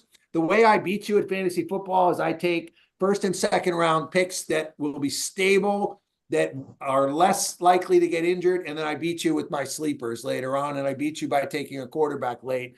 I like stable performers in my first two picks. I don't Give like me an people that- example, Greg. But you Who's an haven't beat anyone in example? 10 years, Greg. Yeah. Well, and I'll say this, that's because anyone can score a touchdown in the last week, right? A player can be hot all year and just that he doesn't score the touchdown in the last week there, right? So my teams are always making the playoffs, so we're always competitive, we're always winning. It's like anything, anyone can win in any given week when it comes to fantasy football. Nobody picked Puka Nacua last year in their draft, right? So whoever got him, in the free agency wire, whoever got Kyron Williams in the free agency wire, my daughter picked up both those players because her team was so bad. She lost in week 1 so bad that she was in a good place to pick up those guys. Hey, let's just keep an eye on this Miami-Denver game that's underway here. While we're talking this is fun. This is a rematch of the finals. I'm excited to watch this. Give me your stable guy, Greg. I don't even know who a stable I'll guy would be. I'll give my take at the end here. I don't want to steal anybody's thunder on particular players. All right, let's go next to Jeremiah. Go ahead and give me your picks here, Jeremiah, at the 12-13. My two picks, I'm definitely going to take Kyron Williams with the first pick. He was probably fantasy-wise the second best running back last year behind Christian McCaffrey. He came out of nowhere for the Rams, looked really good. And second, just because no one's picked him, and my main fantasy league is a dynasty league, I'm going to take Marvin Harrison Jr., not knowing where he's going to be playing. I think long-term, that's going to be a phenomenal pick, and I'm trying to trade up to our number 1 pick to grab him in our dynasty league. Yeah. All right. So Kyron Williams, we already talked about him a little bit. Let's just fact check this where he actually finished in PPR. He was 1, 2, 3, 4, 5, 6. If you do it by average, he was much higher because I think he missed. Yeah, because he was hurt a couple weeks. He was phenomenal last year. He's young, he's out of Notre Dame. All good things behind Kyron Williams. He has a little bit of injury history, right? Obviously, he was hurt this first year. So he deserves to go in the first round. Like I said, I probably wouldn't want him myself in the first round. I think there's comparable running backs that would still be on the board in the second and third round. The second got Marvin Harrison. Let's assume he goes to the Bears. It really doesn't matter where he goes. You can't take him in the first or second round. He's just too unproven. He'd be available in somewhere in the third to fifth round. So you're overpaying in terms of draft capital there, in my opinion, to get someone who's completely unproven. While I don't like going completely by last year's stats, that's a big mistake too. But you also don't want to go completely on upside. All right, Levi, you're up next with the 12-13 pick. So far, I'm hitting my goal of being able to disagree with everyone's picks. Go ahead and give me yours. Oh, I'm just trying to see who's available. I can't retake, can I? You can. You just can't do the same duo, but you can retake. Oh, dude, you're gonna hate this one because you don't like this guy too much, but I am going with Garrett Wilson. I'm doing it because I love me some A-Rod, and I'm on with that whole revenge Achilles tour. I think he's going to come back playing good. And plus, Garrett Wilson did really, really good with having who he had with quarterback this year. So it's like, I'm just going off hope and because I like me some Aaron Rodgers. So just out of fandom, I'm going to choose him. So a little bit of Garrett Wilson. I love playing with guys that go off of fandom. When That's me, dude. It's like, I make sure I always I'm going to be watching their games, Yeah. so I really want to have some players to cheer for. 100%. Awesome. So let's just make your second pick, and then I'm just fact checking Garrett Wilson here to see where he finished last year. Doesn't look like he's in the top I'm 30 sure or he's so. No, he's not in the top 25 last year. Yeah. We're gonna cross our fingers on that one. I feel like You won't everybody need said to, that. Levi. Everybody said that last year, and look where it got you.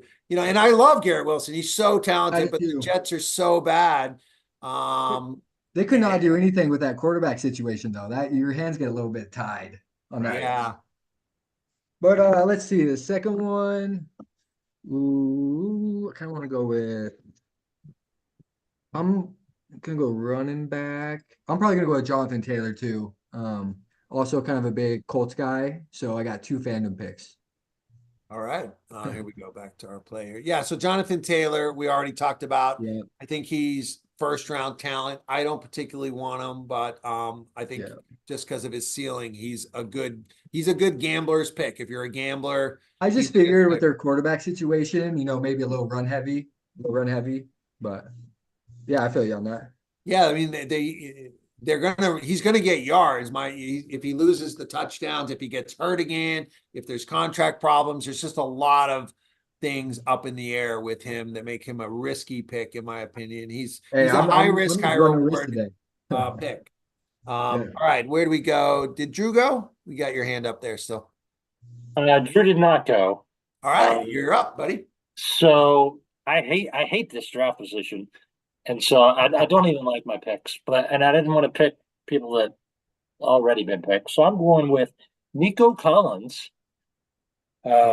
I think CJ Stroud is only going to get better, and Nico Collins is going to benefit from that. And tight end is so thin, I'm going to take a reach at Sam Laporte. Laporte basically at the end of the first round. Interesting. Yeah, I mean, you have to see. Laporte was the number one tight end last year. For years, I advocated for taking Kelsey in the first round. Kelsey was down a little bit this past year, but still pretty solid. But he's getting really old now. Last year was the first year I was not advised. Kelsey, to me, if you're looking for an example, Will, of a kind of guy that I would recommend every year, Kelsey. He never gets hurt. Yeah. If you look at how far ahead he is of the other tight ends, he was always 20 or 30 points ahead. So he's that much better. He doesn't get hurt. He plays on a winning team. I hate players from losing teams because sometimes the whole team just goes downhill. He's an example. He's getting old now and no longer on my list, but he's an example of the type of player that I would live off of and make the playoffs consistently with in the 11 and 12 hole with Kelsey. But he's not even on the board here for as far as where people are taking him, which surprises me. If he drops till the third round, he's still a good pick. Laporte is still a good pick. They don't even have any tight ends in this. Him and Ron Gronkowski are the same age. I was shocked by that. Kelsey and Gronkowski are the same age. Yeah. Yes. Doesn't surprise me. Yeah, he's just really pressing, and he's in a position that has the most injuries. That would be another reason to be cautious of Laporte. Laporte's had one good year. It's a position where you don't want to get. It's a high injury risk position, as we saw with Mark Andrews, Darren Waller getting hurt last year. A lot of the best tight ends got hurt last year. They just get hurt always at that position. I think Laporte is the best tight end prospect and a solid pick at the beginning of the third, or anywhere in the third round. Nico Collins has had one good year. I don't take players that have had one good year. I don't even know that he's the best receiver on that team. I was so shocked with what Tank Dell was doing last year. Tank Dell, I totally was so against Tank Dell last year. There was nobody that size that's ever been successful in the NFL. I couldn't believe when this guy started lighting up the NFL. And Stroud, I really didn't, nobody saw Stroud coming at that to be at that level last year. So Tank Dell completely shocked me. He's one of the biggest reasons I'm not sold on Nico Collins that high. I think both those guys are going to get good numbers, but I wouldn't be taking either of them till the third or fourth round, and only if they fall in my lap late. All right. Up next is Levi. Who do you like in the 12-13 hole, Levi? Levi went. Oh, okay. If you could Oh, I'm sorry. I gotta put my hand down. Let me. I get That's all right. All right. Andrew is up. And so I had Tank Dell in a couple of leagues last year. I was my number one seed in multiple leagues. And kind of to your point earlier, Greg, You never know who's going to show up in those playoffs. I got Amari Cooper in 2 leagues with the game where he put up 50 points. So you could have the best fantasy season of all time, and then somebody that's the wide receiver 15 comes out of nowhere and puts up 250 yards and 3 touchdowns, and you're going home and watching other people count your money. Kyron Williams is That's definitely literally what happened to me last year, by the way. Yeah. I was riding C. Lamb all year. He's another example of a guy that I love. And last year he was going here. I was taking him in the 12-13 hole last year. He has stable quarterback. He's not been hurt. He's a proven performer, and he was awesome last year. And but you run into Amari Cooper at the end, you get knocked out. So are you taking Cooper this year then? Certainly. I like Kyron Williams. Sean McVay has shown throughout his career that regardless of who he has at wideout and who he has at tight end, and those guys have been really good, he runs the ball in the red zone. Kyron Williams had 14 touchdowns last year in 12 games. I don't see that changing much, and I think the offense is going to be just as good as it was. The one thing you did say that is a little bit of pause for concern is Stafford getting up there in age. An injury could derail that season for the Rams, but Kyron Williams would be the guy that they would turn to in that situation. The other one, I was a toss-up with the other one. I'll go way down the board and get interesting. I'm going to go Saquon Barkley, and I'm going to say that Saquon is playing for the Los Angeles Chargers next year. I think that would be a great pickup for them. I don't think that they bring Eckler back. I think Eckler's looking for a little bit more long-term. I think Saquon, after last offseason, has kind of figured out this is the way it goes, and he's going to be signing year contract after year contract. Eckler was great in the passing game. I think Saquon could be just as good in the passing game for the Chargers. It'd be a nice little safety blanket for Herbert, and I'm not convinced about any of those wide receivers that they have, so I really would like Saquon in LA, and that would be my second pick. All right. Well, we've talked about Kyron already. Saquon is on my do not draft list every year. He always gets hurt. He got hurt last year. He gets hurt every year. And he's getting older. He's not getting any younger. A change of scenery would be huge, high risk for him. He's definitely not somebody I would want ever on my team. Let's go next to Nicole. If you're picking in the 12-13 spot, so everyone from down below that you have as your choices, we'll show them on the screen there. Which 2 would you want, Nicole? So I actually just have a question because I don't understand the concept, and due to that, I don't want to pick anyone just because I don't want to look silly. But I was wondering if you could explain the concept of fantasy football. Is it a current or is it draft? How do you even play it? Yeah, fair question. And I'll give you kind of the 1-sentence answer. So these are, we're playing for next year. We're picking which players we think are going to have the best stats next year. Okay. So your guy Rashee Rice is on here. Really isn't fair to have you make a pick if you're not here. But essentially, let's suppose let's suppose you took Rashee Rice. And we've heard a lot of people saying they want Kyron Williams or Jonathan Taylor. And then let's suppose I take somebody from down here, right? Mm-hmm. If my players get better stats than your players, I would win. And I've essentially outsmarted everybody who's I'm playing against, right? So that's kind of how fantasy football works. Sometimes people the 12 guys will kick in $100 each, and there'll be a $1,200 prize, for example. But that gives you what it is in a nutshell. Okay, well, in that case, then no one's picked Rice yet, right? No, so you can have Rice and Mahomes, right? 2 of your favorite guys. Let's go to them. And it'll be fun. Then you get to watch every Kansas City game. So those would be fun picks for you. Yeah. Okay. All right, cool. Let's go next to Tyler. What do you like from who's on the board here in the 12-13 hole, Tyler? Yeah, so I'm kind of on the same president of a lot of other people on here, and I know, like you said, you weren't going to touch him, but Garrett Wilson is going to be my 12th pick. He's going to be Garrett Wilson.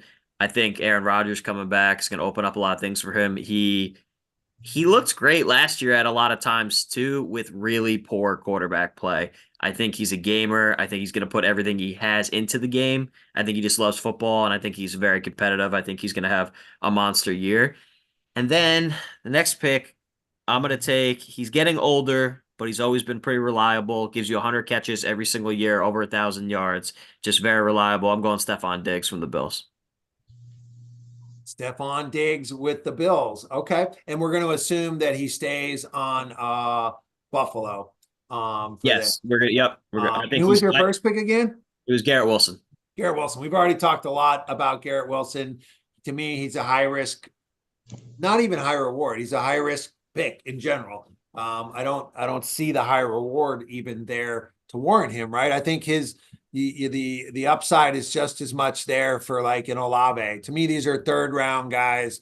I would take Olave over Garrett Wilson. You don't think Rodgers, if he comes back healthy, is going to elevate That's a him? huge risk to be gambling your first round pick on, in my opinion. If Rodgers doesn't come back, Wilson's not even top 25. Olave, and I'm not pro Olave. To me, we're arguing over two guys that are about third round picks. I love Diggs. So I'll just, we're at the end here and I'll give you some of my picks. Diggs was my go-to guy in the first round last year, and he was awesome all year. He did fade down the stretch, but luckily I had CeeDee Lamb and Diggs.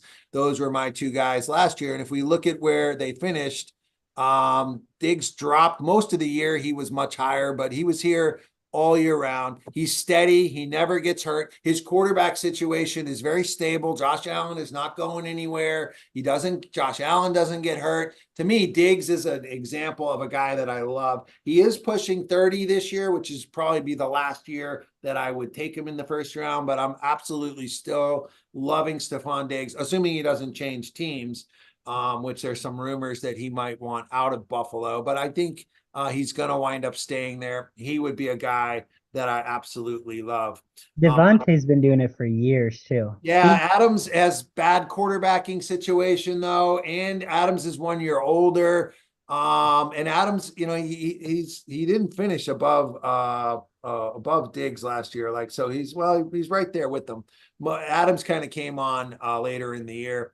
Like I said, his quarterback situation makes him. Diggs doesn't have any risk factors, doesn't have injury risk, doesn't have quarterbacking risk. He's on a team that we know is going to be competing for the playoffs and trying right up until the very end next year. You got to worry about your players getting benched at the end of the year. Love Stefon Diggs in that spot. Another guy that I love in that spot at running back is Travis Etienne.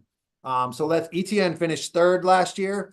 I don't know why he's not getting respect in the ADP. Jacksonville has a high-powered offense. He's never been hurt. He was a marquee player at Clemson in college. This is an offense that should be explosive. Even with them underperforming last year, he didn't perform well. He catches the ball. He runs the ball well. He gets the goal line carries. He's a low-risk top 3 performer. He's only going into his third year. He did have some injuries going all the way back, but I love ETN there. That's the other guy I would take. The only other player I would look at when I'm drafting this time of year, I really want to minimize my risk. And the other guy I would look at in that spot is Josh Allen. Josh Allen was the #1 quarterback by 40 points last year. It wasn't even close. There's no reason to think that he won't be right up there again. He doesn't get hurt. He runs in a lot of touchdowns. He's been there every year for the top 5. To me, he's a very low risk performer with a huge gap. The gap between Garrett Wilson and Chris Olave, or Garrett Wilson and Stefon Diggs, is not going to be much. So it's not, that makes there not as much value in that pick. The gap between Josh Allen and the next best quarterback is 40 points. That's two extra points per different game position, Greg, that I would get. But it's from here to here is the gap that I have over everybody else at this position. Generally, I like taking quarterbacks late, and when we actually draft in the summer and I have time to research, I'll for sure not be taking Josh Allen. But at this time of year where we have limited information, this is a very safe. This guy's gonna be the top. I'm gonna have a 2-point advantage at least over everybody else in the league.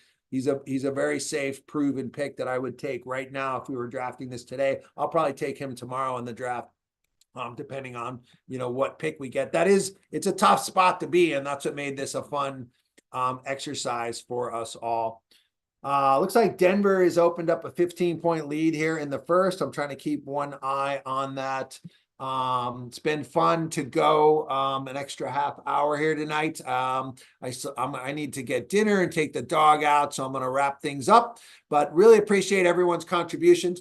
Do me a favor, if you are here for the audition, shoot me a text with your full name. This way I know you're one of the people that stayed right till the end, and I have your name and number, and I save it as a contact because I've got dozens of people in my inbox. I haven't had time to save everyone's contacts, but you guys that are here making this extra effort, I appreciate you all and want to make sure I acknowledge you for that and save your contact, even if you've done it on some other previous nights.